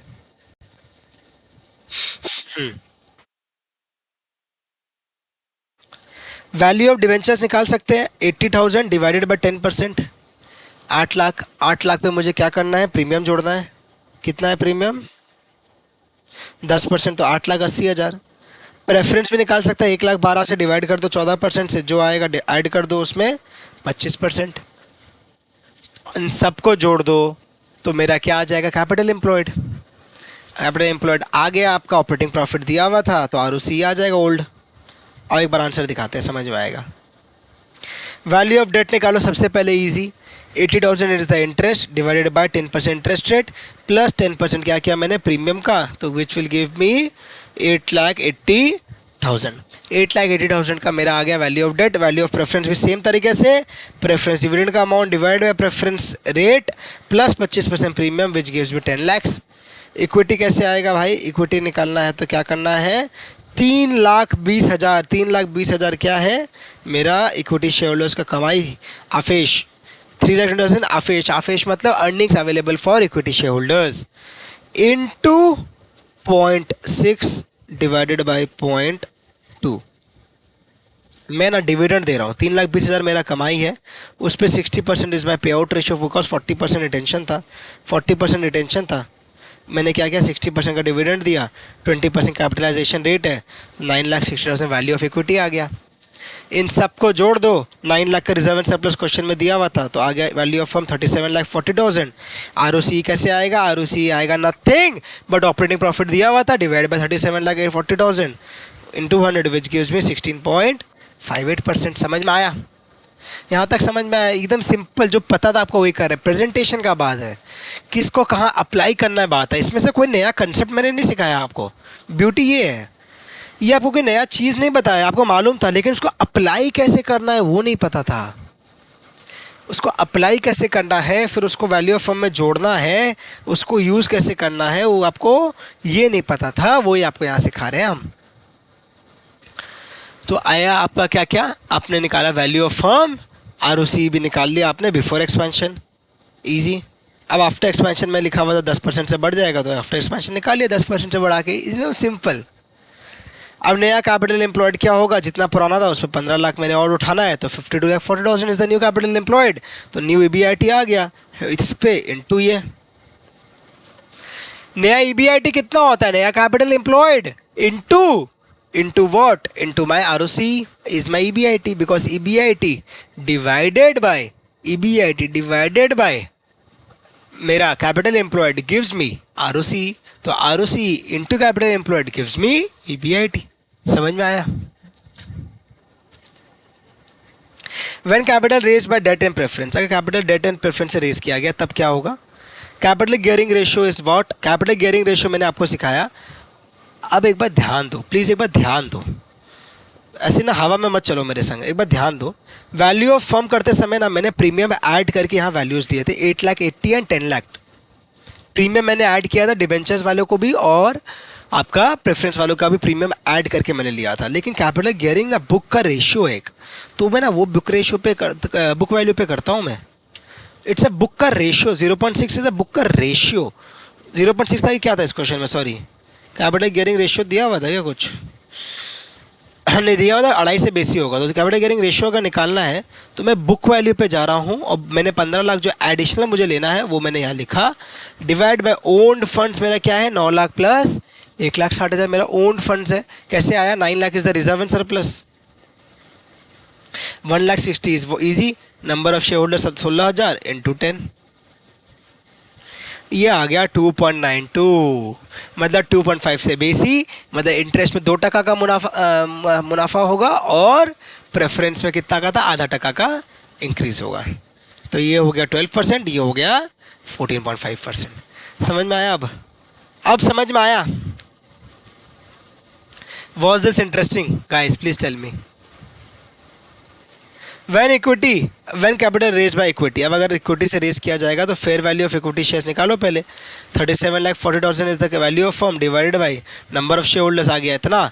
अगर उससे करेंगे तो 15% का लिखा हुआ था ना डिक्लाइन होगा, ये देखो इधर देखो एक बार please, new equity shares for expansion will be issued 15% discount. Discount का इम्पैक्ट लिया मैंने, यहाँ पे आया नंबर ऑफ शेयर्स निकाल लिया, डन। अब मेरे को क्या करना है, हमारा टेबल बनाना है और एडवाइस देना है। टेबल कैसे निकलेगा, 2/3 डेट प्लस 1/3 प्रेफरेंस वाला फॉर्मेट वाला तरीका से जाऊं कि पूरा इक्विटी के तरीके से जाऊं, and I will take the decision where in my EPS is maximised. मैंने EBIT ऊपर से निकाला, दिस वाज माई EBIT, वो मैंने पुट किया यहाँ पे। इंटरेस्ट में 2,80,000 जो था इंटरेस्ट पहले से था ये वाला, 1,20,000 तो यहाँ पे मैंने ऐड किया, वो कैसे किया, 2/3 मुझे लेना है 15 लाख से लेना है, और 10 + 2 12%, 10 + 2 12% मेरा क्या हो गया था, रेट ऑफ इंटरेस्ट। जितना लेना है, क्या रेट पे लेना है, that is my interest. EBT आया यहाँ पे कम हुआ तो इसलिए मेरा टैक्स भी कम लगेगा, ईट कम करूँगा मैं, प्रेफरेंस डिविडेंड भी अब आएगा। 1,12,000 पहले का था तो 1,12,000 पहले का था, नया प्रेफरेंस डिविडेंड मैंने लिखा 1/3 कैपिटल रेस करना है इंटू 14.5% रेट प्रेफरेंस का, 14% होता है, 5.5% मैंने ऐड किया। क्यों मैंने ऐड किया, बिकॉज मेरा आरओसी वाला जो थ्रेशोल्ड था वो ब्रीच हो रहा था। आफिश आ गया, नंबर ऑफ इक्विटी शेयर्स, इसमें तो 16,000 ही रहेंगे, बिकॉज पुराना बुक्स में मेरा 16,000 था तो सेम विच इज़ 26.25, और नया बुक्स में 23,550 हो गया। हाउ, यहाँ पे मैंने 7,550 शेयर्स को नया इशू किया, तो अल्टीमेटली 25। तो सिंस दिस इज हायर तो I should go for this. Since मेरा EPS under option 1 which is 2/3 of debentures plus 1/3 of preference share is higher than the entire equity वाला segment, so I will go for the former position, the former option. ठीक है, let us move forward, let us move forward to the next question, to question number 7, which is a very very easy question. Question number 7 मैं बता दूं आपको सबसे easy लगेगा। Details of Kshitij limited नीचे दिया हुआ है, क्या है भाई, लेवरेज। जो ये लेवरेज सुनते मन में ना वो उत्साह आ जाना चाहिए, क्या सबसे इजी क्वेश्चन आ गया। ऑपरेटिंग लेवरेज क्या होता है, कंट्रीब्यूशन बाय ईबीआईटी। कंट्रीब्यूशन कैसे आएगा, ब्रेक इवन सेल्स दिया हुआ है, सेल्स दिया हुआ है, फिक्स कॉस्ट एक्सक्लूडिंग इंटरेस्ट दे दिया, थैंक यू सो मच। तो break even sales is fix cost excluding interest divided by PV ratio, PV ratio में मेरा कंट्रीब्यूशन बाय सेल्स, तो कंट्रीब्यूशन के अलावा सारा इन्फॉर्मेशन है तो मैं कंट्रीब्यूशन निकाल लूँगा। इधर आओ, ब्रेक इवन सेल्स दिया हुआ था 120 lakh, fix cost by PV ratio है 120, 45 × 180 divide by contribution is equals to 120। ये क्या लिख रहा हूँ भाई, ये क्या लिख रहा हूँ मैं लिख रहा हूँ जो ब्रेक इवन पॉइंट का फॉर्मूला होता है ना वही, उसमें मैंने क्या किया, जो फिक्स कॉस्ट है डिवाइडेड बाय पीवी रेशियो होता है, पीवी रेशियो क्या होता है, fix cost divided by contribution divided by sales. अब मैंने क्या किया, डिवाइड था तो इनटू किया तो सेल्स ऊपर गया, कंट्रीब्यूशन नीचे आया, अब उसको सॉल्व किया तो कंट्रीब्यूशन आ गया 67.5। कंट्रीब्यूशन आ गया, वेरिएबल कॉस्ट अब आ जाएगा बिकॉज सेल्स मुझे पता था, तो sales minus variable cost is contribution line minus fixed cost, again that is given in the question, सीधा का सीधा पुट किया, ईबीआईटी आ गया 22.5 लाख। यहाँ तक तो सब ने कर लिया, गलती सब ने बच्चों ने यहाँ करोगे आप लोग, अगर नहीं किया तो करोगे, नहीं तो कर लिए हो तो यहाँ पे रेक्टिफाई करो। इंटरेस्ट कैलकुलेशन करते समय यहाँ पे आपको क्या करना है, क्वेश्चन में दिया हुआ है कॉस्ट ऑफ डेट करके दिया है, इंटरेस्ट रेट नहीं दिया, कॉस्ट ऑफ डेट दिया है which is already having the benefit of tax shield on interest. तो कॉस्ट ऑफ डेट अगर 9% है, मेरा टैक्स रेट दिया हुआ है 25%, तो मैं निकाल सकता हूँ 9/0.75 करके मेरा interest rate, because interest rate minus या इंटरेस्ट रेट इंटू 1 - t करते हैं तो कॉस्ट ऑफ डेट आता है, सिंपल, एकदम सिंपल।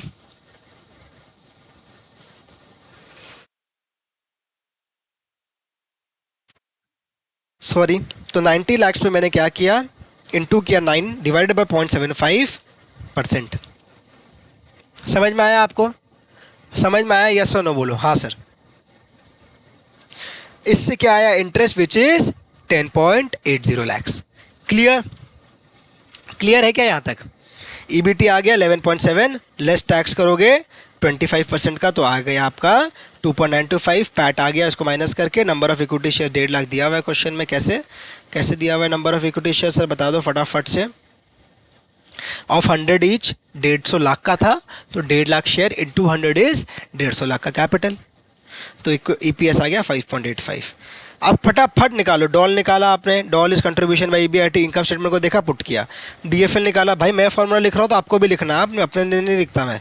ईबीआईटी बाय ईबीटी तो 22.5 बाय 11.7 सब इनकम स्टेटमेंट से पुट करते चलो। डीसीएल मतलब doll into DFL, PV ratio मतलब कंट्रीब्यूशन बाय सेल्स, वो भी निकाल लिया। आरओसी मतलब ईबीआईटी बाय कैपिटल, आरओसी मतलब ईबीआईटी दिया हुआ 22.5 बाय कैपिटल निकालना है। कैपिटल कैसे निकालोगे, देखो कैपिटल निकालोगे 150 + 90, ठीक है, 9.37। EPS निकाला हमने ऊपर ही 5.85, यहाँ पे वही सेम चीज़ मैंने यहाँ निकाला, डन। अब क्वेश्चन में क्या बोला है, does Kshitij have a favourable financial leverage. कैसे इवैल्यूएट करोगे, जो मैंने सिखाया था आपको, ROI अगर ग्रेटर है फाइनेंशियल लेवरेज से या इंटरेस्ट से तो फेवरेबल है, नहीं है तो नहीं है। मेरा क्वेश्चन में ROC क्या दिया हुआ था, 9.37 आया था, which is less than the interest rate of 12%, so it is not having a favourable leverage. Change in EPS निकालना, ये चेंज वाला चीज़ तो अब आप मास्टर हो, वो वाला बड़ा वाला फार्मूला पुट करो, निकालते चलो बस। EBIT गिरेगा 15% से, तो चेंज इन सेल्स कितना होगा, 15/3, 5%, तो चेंज इन EPS क्या होगा, 5 × 5.77। दो अलग फार्मूला को मिक्स करके मैंने बनाया है यहाँ पे। जैसे percentage change in EBIT by percentage change in sales gives you DOL, percentage change in EPS divided by percentage change in sales gives you DCL। इन दोनों को मिक्स करो, आपका आंसर आ जाएगा।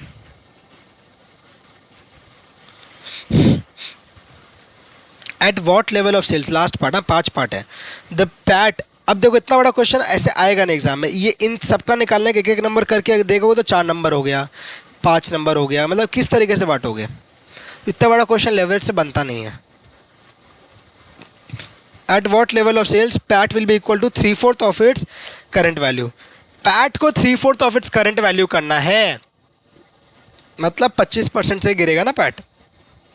इधर देखो, मतलब कि 25% से पैट गिरेगा। मेरा DCL का फॉर्मूला में ना चेंज इन EPS की जगह चेंज इन पैट भी लिखते हैं, तो मतलब 25% से पैट गिरेगा, मेरा 5.77 DCL होता है, तो सेल्स आ गया 4.33%, तो 180 माइनस 4.33 करो, आपका आंसर आ गया। इजी। लेवरेज का क्वेश्चन कभी टफ बन ही नहीं सकता, जितनी कोशिश कर लो यार, कुछ ना कुछ सोच के, कुछ ना कुछ प्लस माइनस इंटू डिवाइड करके आप कर दोगे। लेवरेज के क्वेश्चन की यही खासियत है, it's a very easy question, it's a very easy chapter and you will definitely do it with ease. आओ आगे बढ़ेंगे। अब 2 क्वेश्चन बचा है, फिर ऐसे हम फटाफट से करा देंगे, ठीक है ना। Question 8, mister A had gathered the following information for his analysis. क्या क्वेश्चन है, डिविडेंड डिसीजन क्वेश्चन है। वॉल्टर और क्या बोला था, वॉल्टर और गॉर्डन, ठीक है चलो। Company A page regular dividend on a quarterly basis. क्या बेसिस पे दिया है, ऑन अ क्वार्टरली बेसिस। अपने डिविडेंड हमेशा क्या सीखते हैं, ऑन अ एनुअल या पर एनम बेसिस। तो क्वार्टर में जितना भी दिया हुआ है उसको क्या करोगे आप, इंटू 4, ठीक है। एनुअल निकालना है। लास्ट इंटरिम डिविडेंड दिया हुआ था 3 रुपया, तो मतलब लास्ट मतलब D0 का बात हो रहा है, that too on a quarterly basis. तो D0 इन अ ईयरली बेसिस हुआ 3 × 4 which is 12।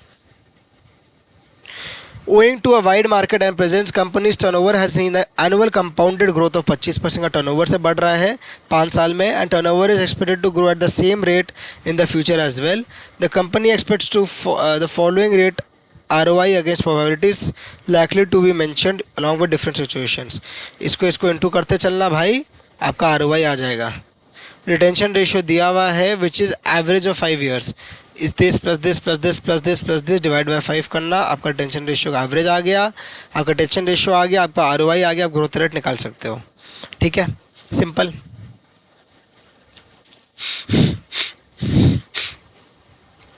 Current interest rate on GOI treasury, देखते समझ में आ गया। RF दिया हुआ है 4.5, बीटा दिया 1.3, मार्केट रिटर्न दिया हुआ 12.5, तो मैं निकाल लूँगा KE। Calculate theoretical market price using Gordon and Walter. पहले गॉर्डन करते आओ, इजी है गॉर्डन। मेरा D0 आया 12, रिटेंशन रेशियो मैंने निकाला, सबको प्लस करके डिवाइड बाय 5 विच इज़ 46%। यहाँ तक सिंपल जा रहे हो, कुछ नया चीज़ कर रहे हो। क्वेश्चन बोला ना भाई कि 5 साल का दिया हुआ डिवाइड करना है, तो कर देना। 5 साल का लिया हुआ एवरेज करना, तो एवरेज मतलब all divide by 5 number of years. ROI कैसे आएगा, सबको इंटू करो, this into this, this into this, this into this, और सबको प्लस करो बिकॉज प्रोबेबिलिटी एंड 200, 21% का ROI, तो BR आ गया मेरा, BR आ गया तो मेरा G आ गया 10.66, तो D1 आ गया 12, D0 plus 9.66 which is 13.16। KE दिया हुआ है मेरा, KE कैसे आएगा, KE मेरा RF plus RM minus RF into beta. RF is risk free rate of return, RM minus RF is market risk premium, RM is market return, तो ये दोनों दिया हुआ है सेपरेट, इसको पुट करो, बीटा दिया हुआ है, KE आ गया 14.9, फॉर्मूला इज दिस, पुट करो, आंसर आ गया। किसी को दिक्कत, गॉर्डन में किसी को दिक्कत, इजी था ना ये क्वेश्चन, इजी था। पहले बता दो ये क्वेश्चन इजी लगा कि नहीं। हाँ सर ये क्वेश्चन सही में इजी था, कुछ नहीं करना था इस क्वेश्चन में, आपको सारा इन्फॉर्मेशन दिया हुआ है, पुट करते चलो ना बस। अब कहाँ कहाँ बच्चे फंसेंगे, क्वार्टरली बेसिस का डिविडेंड दिया हुआ उसी को एनुअल मान लेंगे। Dividend on a quarterly basis has to be converted into a per annum basis for all the calculations in the chapter dividend decisions. ये बात हमेशा गांठ बांध लेना, याद रख लेना। रिटेंशन रेशियो के लिए क्वेश्चन, ये कोई फॉर्मूला नहीं है, ये क्वेश्चन बोला ऐसे करने तो ऐसे कर रहे हैं। आरओआई के लिए क्वेश्चन ऐसे बोला तो कर रहे हैं। जी क्वेश्चन बी इंटू वन मतलब पता है अपने को, निकाला मैंने, आ गया D1 आ गया, और ये आता था मेरे को, पुट किया, मेरा आंसर आ गया। नेक्स्ट वॉल्टर मॉडल पे आओ। बेसिक टाइम नहीं लेंगे, आपको बेसिक डराएंगे नहीं, हाँ जो इजी है बताएंगे आपको कि इजी है। वॉल्टर मॉडल पे आओ। P0 कैसे निकलेगा, which is dividend plus E minus D into R by K whole divide by K. ये मेरा फार्मूला है, पुट करोगे आ जाएगा आंसर। इसमें पे आउट रेशियो डी दिया होता है। EPS ये मतलब EPS into pay out ratio मेरा डिविडेंड होता है, तो EPS is equal to 12 by 0.54 मतलब 22.22 0.54 कैसे आया, 1 माइनस 0.46।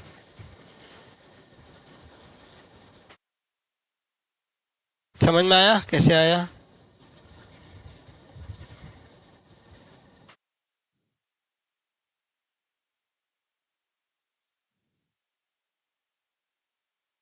ट्वेल्व कितना था मेरा, 12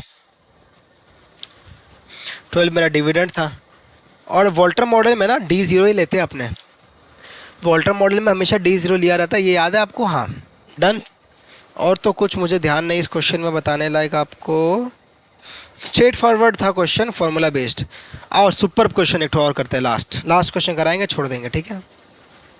फैंटास्टिक क्वेश्चन है, देखो आंसर्स आ गए, लास्ट क्वेश्चन है बट बहुत ही अच्छा क्वेश्चन।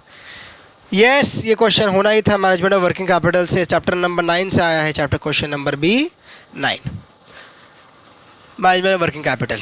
क्या बोलता है ये क्वेश्चन, सुनो ध्यान से। वर्किंग कैपिटल का क्वेश्चन करते लास्ट, खत्म करते हैं, ठीक है। SM फटाफट डिस्कस करेंगे and we will end the video in next 30 minutes for sure, maximum next 30 minutes में एंड हो जाएगा। Working capital, management of working capital, एक अच्छा फोकस के संग सुन लेना, बहुत अच्छा क्वेश्चन है, बहुत सारे कंसेप्ट कवर होंगे, ठीक है। मैनेजमेंट ऑफ P लिमिटेड मान लो, चलो management of P limited is planning to expand its business at international level and consults you for preparing an estimation of working capital needs so that they can avail the finance from the bank।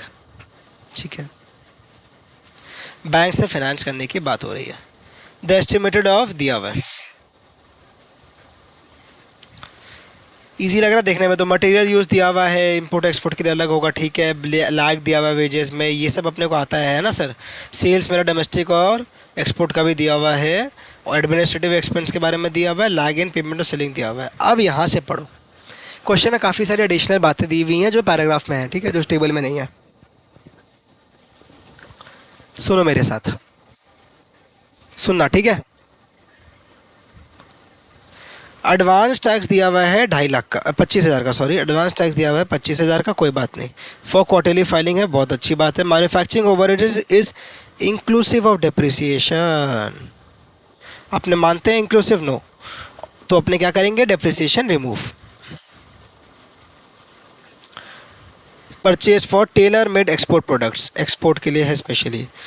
The purchase price of new machine is 24 lakhs with a depreciation rate of 10%, cash gross profit of 20% on domestic sales। सिर्फ domestic पे ना 20% का cash gross profit है। Purchase price नया machine का 24 लाख है, depreciation दिया हुआ है 10%, ठीक है, यहाँ तक तो ओके है। To promote exports, EPC board provides a revenue subsidy of 2.5% on the new machine purchase, मतलब 24 लाख से मेरा 2.5 लाख का 2.5% का फ़ायदा। फर्दर मोर परशुराम लिमिटेड या P limited submits the letter of credit to its bank and avails all export sales value within 1 month. Sales ना 1 महीना में रियलाइज हो जाएगा, यहाँ पे क्या लिखा हुआ था, 3 मंथ्स, सॉरी 3 मंथ्स, तो 3 महीना नहीं लगेगा, 1 महीना लगेगा। ये कहाँ काम आएगा? आपका सम बनाते समय, डेटा वेटर निकालते समय। फाइनेंशियल इंस्टीट्यूशन इसके लिए चार्ज करेगा 5% का फीस। ये क्या होता है, जो आप एलसी वगैरह बिल डिस्काउंटिंग करते हो ना, समझ गए, वही चीज़ है। तो 5% का आपसे फीस काटता है bank. It's not specified, fluctuate मारता है, डिपेंड करता है बैंक टू बैंक, लेकिन अराउंड 5% के एक फ़ीस कट करके आपको सारा पैसा दे दिया जाता है। Company keeps 1 month stock of raw materials and finished goods each. 1 month का दिया हुआ है stock. Goods remain in process for half a month with 90% raw materials introduced in the process. Goods remain in the process for half a month with 90% raw materials, WIP में बात दिया हुआ है, लेकिन सिर्फ रॉ मटेरियल्स के लिए WIP दिया हुआ है, ठीक है। The company believes in keeping cash bank balance, ये तो कोई दिक्कत नहीं है। मैनेजमेंट ऑब्जर्वेशन, सेफ्टी मार्जिन 15% दे देंगे। Raw materials imported will attract a custom भी लगेगा 20% का, लेकिन ड्यूटी ड्रॉबैक भी मिल जाएगा 5% का। ये आप CA फाइनल्स में पढ़ोगे, कस्टम्स में, IDT में, कि आपका कस्टम क्या होता है, ड्यूटी ड्रॉबैक क्या होता है। अभी इतना माथा मत लगाओ, समझने के लिए सिर्फ कस्टम्स आपको पता है। कस्टम्स मतलब जो आपका कस्टम ड्यूटी लगता है, बेसिक कस्टम ड्यूटी, BCD बोलते हैं उसे, 20% वो लगेगा जब आप रॉ मटेरियल को लोगे, अंदर इंपोर्ट करोगे। लेकिन ड्यूटी ड्रॉबैक मिल जाएगा, मतलब समझ लो एक तरीके का रिफंड मिल जाएगा। तो 5% का रिफंड, 20% का खर्चा, मतलब अल्टीमेटली 15% नेट और आपका लगेगा इंपोर्ट करने में। एस्टिमेटेड वर्किंग कैपिटल स्टेटमेंट बनाना है, एडवाइस करना है इसको, ठीक है। चलो आओ, कैसे करेंगे question? How do I do this question, कैसे प्रोसीड करूं मैं, बताओ मेरे बच्चों। कहाँ से मैं बढ़ूं, कहाँ से मैं शुरू करूं? आपको चाहिए 1 मिनट इस क्वेश्चन को करने के लिए, तो 1 मिनट ले लो। आप वीडियो को पॉज करना है, पॉज कर लो। फ़ोटो खींचनी है, स्क्रीनशॉट लेनी है, जैसे करना है कर लो। लेकिन the RTP and the answers you will get in my Telegram channel. चलो मेरी बात सुनो, अब सुनो। How to go about this question? सबसे पहले ना क्या करो, आप ग्रॉस प्रॉफिट निकाल लो। ग्रॉस प्रॉफिट के लिए क्या बोला था कि 20% है gross profit on domestic sales. तो 100 रुपीज़ का अगर सेल्स है तो 20% का ग्रॉस प्रॉफिट मतलब 20 रुपये का, COGS 80 रुपये का।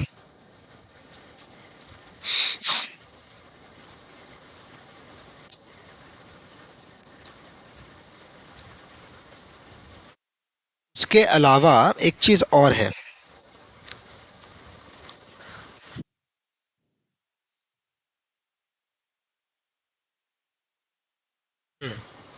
सेल्स आपका डोमेस्टिक तो आपका बात हुआ।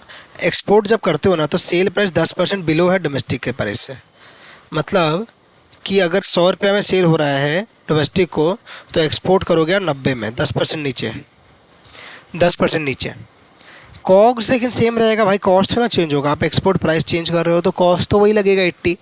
तो मेरा ग्रॉस प्रॉफिट आ गया 11.11% in case of export sales also. अब डोमेस्टिक और एक्सपोर्ट का ना स्टेटमेंट बनाना है अलग। डोमेस्टिक और एक्सपोर्ट का स्टेटमेंट बनाना अलग। सेल्स दिया हुआ है 30,24,80, 30,24,80। कॉक्स मैंने निकाला ऊपर से ही।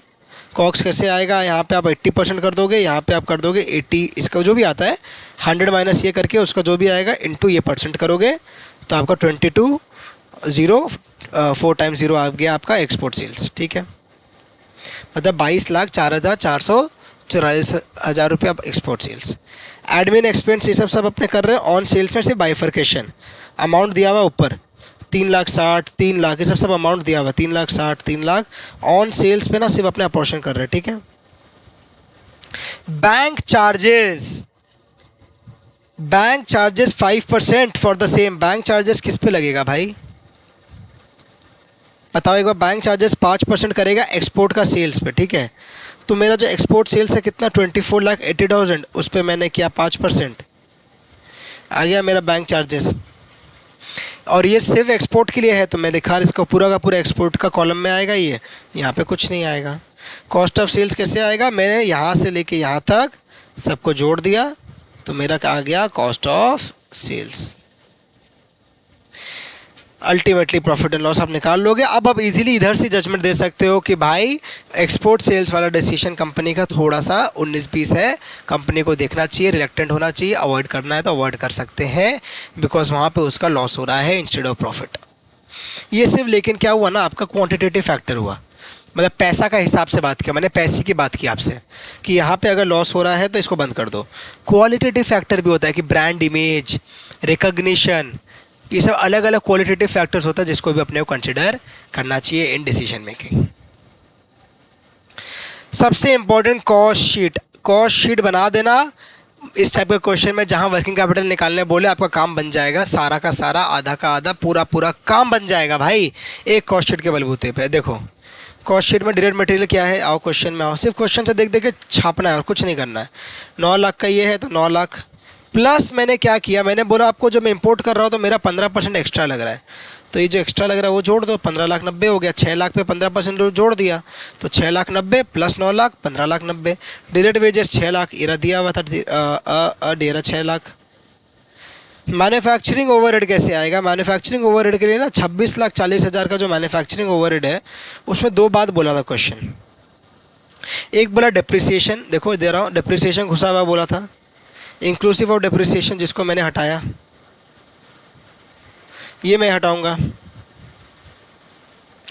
साथ ही साथ 2.5% भी मैंने कुछ कम किया है। 2.5% मैंने यहाँ पे था आपका, यहाँ पे एक चीज़ ये देखो, प्रमोट करने के लिए एक्सपोर्ट में आपको सब्सिडी दी जा रही है तो वो भी आप लेस कर दोगे, आपका खर्चा कम हो जाएगा। तो ultimately this is your manufacturing expenses.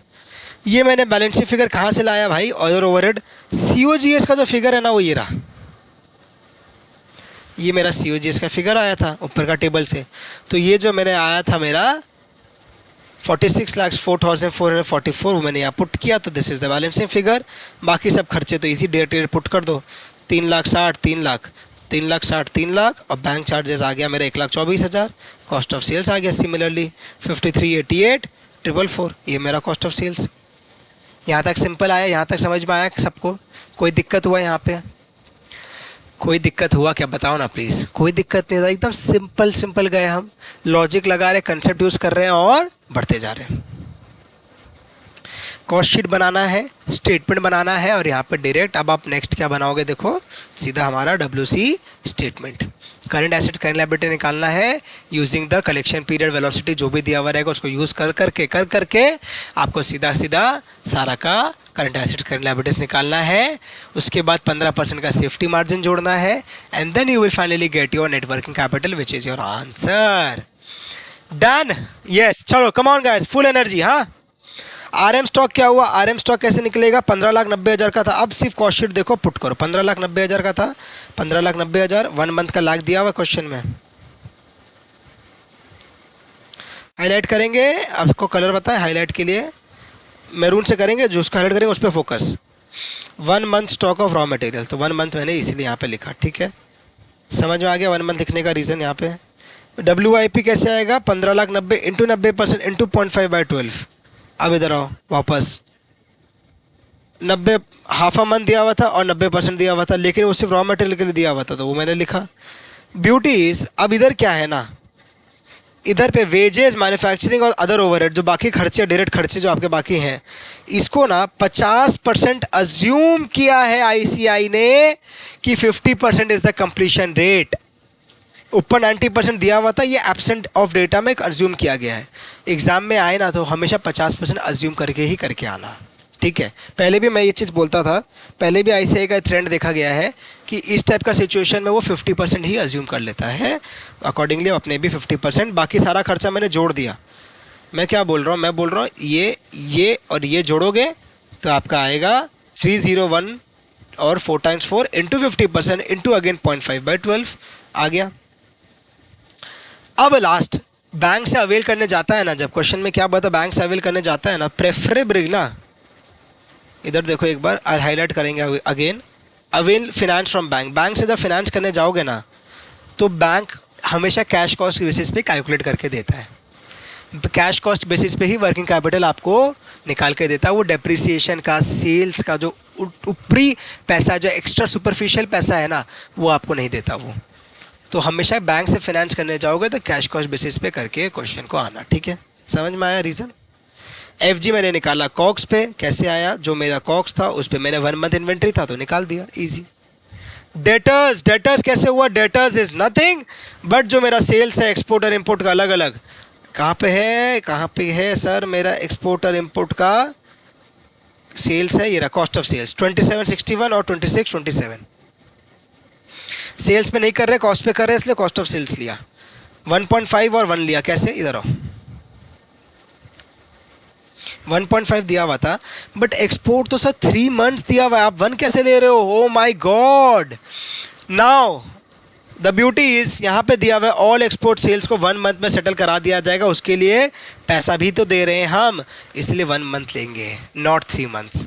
काफ़ी लोगों का यहाँ गलती हुआ होगा, इसलिए मैंने बोला ना, जब मैंने खुद से किया क्वेश्चन तो मुझे ये भी समझ में आया साथ साथ कि बच्चे कहाँ कहाँ मिस्टेक कर सकते हैं। मैंने पुट किया, यहाँ पे 1 आ गया। कैश दिया हुआ था, ये इनकम टैक्स एडवांस में दिए थे 25,000, वो मैंने पुट किया। प्रीपेड एडमिन एक्सपेंस दिया था, देखो इधर आओ, पेबल इन एडवांस, एडवांस में दिया हुआ था 3,60,000 पे 2/12, पुट करो, आ गया। करंट एसेट्स आ गया। This was the main challenge, current assets लाना ही मेन चैलेंज था। डन। करंट लायबिलिटी ईजी कर लोगे अब आप। करंट लायबिलिटी कैसे आएगा? Easy easy easy easy 9 lakh into 2/12, 6 lakh into 3/12। Material put किया, आ गया करंट लायबिलिटी का पेबल्स। वेज का पेमेंट करो 6 lakh, 6 lakh divided by 12, 1 month था इसीलिए 6 लाख बाय 12। मैन्युफैक्चरिंग ओवरहेड कैसे आएगा? मैन्युफैक्चरिंग ओवरहेड के लिए 23,40,000 का मैन्युफैक्चरिंग ओवरहेड हमने कैलकुलेट करके रखा है ऊपर। ये फिगर पे ही क्वेश्चन सॉल्व होगा अब आगे, ठीक है ना। 23,40,000 का मैन्युफैक्चरिंग ओवरहेड लेना, आधा टका महीना के लिए था, देखो हाफ मंथ किया तो मैन्युफैक्चरिंग ओवरहेड आ गया। Lag in selling and distribution, sir आप एक चीज़ भूल रहे हो, अदर ओवरहेड सब भूल रहे हो आप।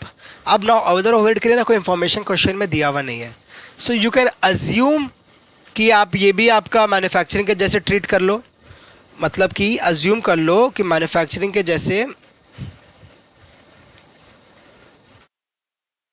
0.5 मंथ्स पे, या फिर इग्नोर भी कर सकते हो। आईसीआई दोनों अजम्पशन लेता है, खुद लिख के भी दिया उसने क्वेश्चन में। तो आई प्रेफर कि जब इन्फॉर्मेशन नहीं दिया तो क्यों कुछ अज्यूम करके अपना बर्डन बढ़ाना, इग्नोर कर दो। इग्नोर मैंने कर दिया, ठीक है। इसलिए मेरा आंसर आईसीआई के आंसर से सिर्फ इस एक्सटेंट पे मैच नहीं करेगा। अब आप लोग चालू मच हो जाना, सर आपका आंसर आईसीआई का आंसर अलग है। अलग नहीं है, सेम है, अजम्पशन का फ़र्क है। आईसीआई अलाउ कर रहा है वो फ्लेक्सिबिलिटी, ठीक है। ध्यान से सुनो बातों को। तो 23,40,000 रुपये मैंने किया manufacturing, then selling and distribution easy. 3 lakh था, 3 लाख था, 3 लाख था, ये 3 लाख था, 1 मंथ था तो 3 लाख बाई 12। करंट लायबिलिटी 4,72,500 आया। Excess of C over C L निकाला मैंने 960/223, मतलब this minus this which gives me this. Add safety margin इस पे जोड़ दिया 15%, ये आया। अब आईसीआई ने यहाँ पे कुछ अलग ही फिगर लिखा है, पता नहीं क्या, बट ये यहाँ पे ये फिगर राइट लिखा है, तो we will go with this plus this करोगे, ये आएगा, and ultimately this is your answer. 111,006, मतलब कि 11,10,000 और 6 रुपये, 6 रुपये छोड़ो, 11,10,000 रुपये का आंसर आया आपका। नेट वर्किंग कैपिटल समझ में आया? कैसा लगा क्वेश्चन? Did you like the question? And we are done. देखो खत्म हो गया हमारा आरटीपी का डिस्कशन इज ओवर। हमने आरटीपी बहुत ही अच्छे तरीके से डिस्कस कर लिया। थ्योरी है, थ्योरी आप लोग कर लोगे खुद से, थ्योरी पे बेसी मेहनत नहीं कर रहे, ठीक है ना। थ्योरी आप लोग देख लेना, 2 क्वेश्चन है, स्ट्रेट फॉरवर्ड बुक से ही आया हुआ है। वेंचर कैपिटल का मेथड्स और wealth maximisation is superior to profit maximisation objective, दोनों किताब में आपको चैप्टर 1 चैप्टर 2 में दोनों मिल जाएगा, ठीक है, देख लेना। और ऐसे में को फटाफट बता देते हैं, quickly, quick quick quick quick quick quick quick quick quick quick 10 minutes में एसएम करा देंगे, क्योंकि कुछ है ही नहीं कराने लायक। ये ब्यूटी है एसएम की। एफएम में अच्छा क्वेश्चन था कि नहीं, पहले बताओ आप लोग। Did you like the FM portion? SM में आपको ये केस स्टडी बेस्ड क्वेश्चन, आपका होमवर्क है, कर लोगे आप लोग, इसमें कोई बड़ी बात नहीं है, ईजी है ये, मैंने देखा है। इसमें कोई बड़ी बात चैलेंज आएगा नहीं, कोई चैलेंज आएगा तो आप लोग बताना। आप लोगों को क्या करना, कोई चैलेंज आने से कॉन्टैक्ट एसएप, ठीक है ना। एमसीक्यूज छोड़ देते हैं, मेन क्वेश्चन पे आते हैं। आओ डिस्क्रिप्टिव क्वेश्चंस पे आओ। पहला क्वेश्चन रमेश शर्मा का क्वेश्चन है, limitations of strategic management. Her bar chapter 1 से बेचारों क्वेश्चन पूछने के लिए कुछ बचता ही नहीं है, तो हर बार लिमिटेशन पूछते रहते हैं, हर बार लिमिटेशन पूछते रहते हैं। फिर लिमिटेशन पूछ लिया, इजी। ऑब्जेक्टिव्स पूछ लिया, स्ट्रेटेजिक इंटेंट का आप लोगों को मालूम, चैप्टर 1 में क्लियरली एक्सप्लिसिटली दिया हुआ है, वहाँ से छाप देना है। Now strategic analysis external environment में क्या बोला है कि इजी एक्सेस, ये स्टडी मैट का क्वेश्चन है, इजी एक्सेस आपका। Marketing services provided consultancy to a range of business clients. Easy access and its rivals have managed to persuade the government to reacquire all marketing services companies to complete a time-consuming and bureaucratic registration process. ये आपका new entry को आपका क्या कर रहा है, delay कर रहा है, थ्रेट टू न्यू एंट्री हो जा रहा है ये, उस तरीके से इसका आंसर बनेगा. नया एंट्री आपका आ रहा है, एंट्री बैरियर का क्वेश्चन है ये. Do you think that by doing this easy access and travels has advantage in some ways? Because yes, because entry barrier हो रहा है, नए लोग नहीं आएंगे, नए लोग नहीं आएंगे तो क्या क्या फ़ायदा होगा वो आपको अब लिखना है. ठीक है. नेक्स्ट क्वेश्चन में क्या बोला, define the term business environment. Business environment आप लोगों को मालूम है, इजी एकदम डायरेक्ट स्ट्रेट फॉरवर्ड क्वेश्चन. फिर उसका क्या फ़ायदा है, कैसे वो हेल्प कर सकता है. नेक्स्ट बिजनेस एनवायरनमेंट के नीचे हमारे किताब में वो दिया हुआ है, फटाफट फटाफट 4 पॉइंट वो लिख के आ जाना. तो नेक्स्ट चैप्टर नंबर 3 से क्या क्वेश्चन पूछ रहा है भाई, क्या स्ट्रैटेजी इसने अडॉप्ट की है वो पूछना चाह रहा है. ये कर लोगे क्या खुद से? चलो बताते हैं. Elite wheels luxury automobile manufacturer that caters to affluent customers seeking exclusivity and high-end features. The company offers premium vehicles with cutting-edge technology, short customization options, top-tier customer service. Unlike mass market car brands, mass market car brands मतलब जो ज़्यादातर लोग कर रहे हैं वो ये नहीं कर रहा. Elite Wheels क्या कर रहा है, charges a significant premium for its automobiles, ensuring that only a niche segment. समझ में आ गया आपको क्या करना है? समझ में आ गया सर क्या करना? नीश सेगमेंट का बात लिखा है कि niche segment of customers can afford them.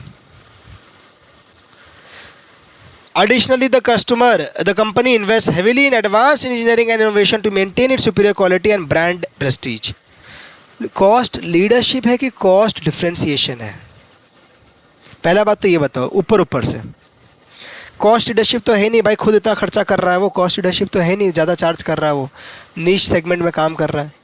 Cost leadership तो है नहीं, डिफ्रेंशिएशन है, प्रोडक्ट डिफ्रेंशिएशन है. लेकिन क्या ये सिर्फ डिफ्रेंशिएशन है कि फोकस्ड डिफ्रेंशिएशन है? लोगों को, बच्चों को यहाँ दिक्कत होती है सर, फोकस्ड और नॉर्मल डिफ्रेंशिएशन में फ़र्क समझ नहीं आता. मैं बताऊँ, हिंट देता है क्वेश्चन. एक्सक्लूसिविटी, नीश, ये सब हिंट देता है, सॉरी, कि आपको फोकस्ड डिफ्रेंशिएशन इसका आंसर बनेगा. समझ में आ गया?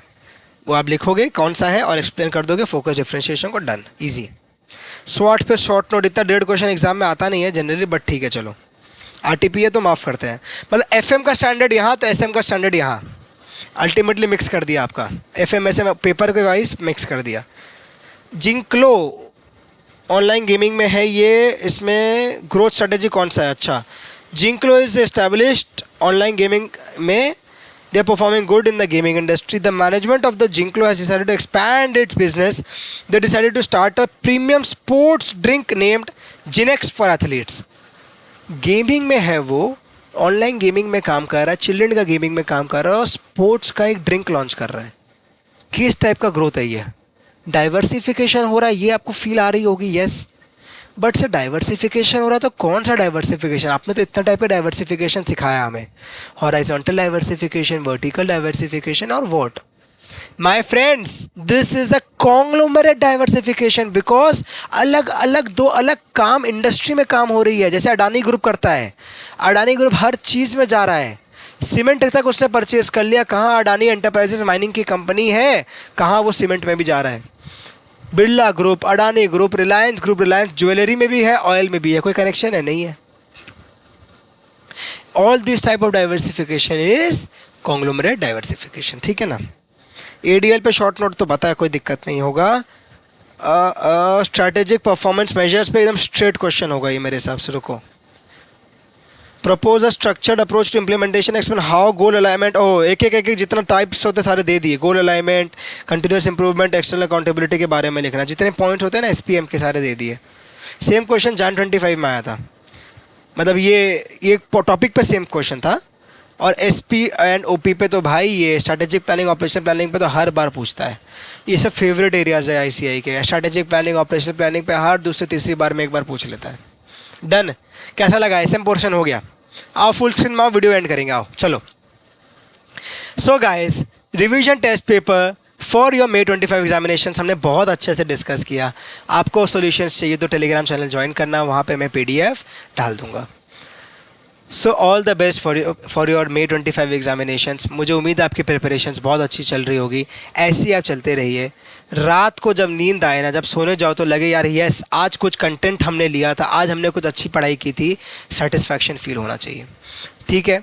वो गिल्ट फील नहीं आना चाहिए कि मैंने टाइम वेस्ट कर दिया. हमेशा वो ध्यान रखना. All the best. अच्छे से आप लोग पढ़ाई करिए. कोई भी दिक्कत हो, कोई भी टाइप की हेल्प चाहिए तो रीच आउट करो हमें. वीडियो का फीडबैक देना, व्हाट्सएप करना, नीचे दिए गए डिटेल से व्हाट्सएप करना. और बेस्ट बेस्ट बेस्ट, बहुत अच्छा जाएगा आपका एग्जाम्स, ठीक है. Tata bye bye. Till then study well, take care of yourself and all the best. Take care. And this is यंदर Singhania signing off. Bye bye.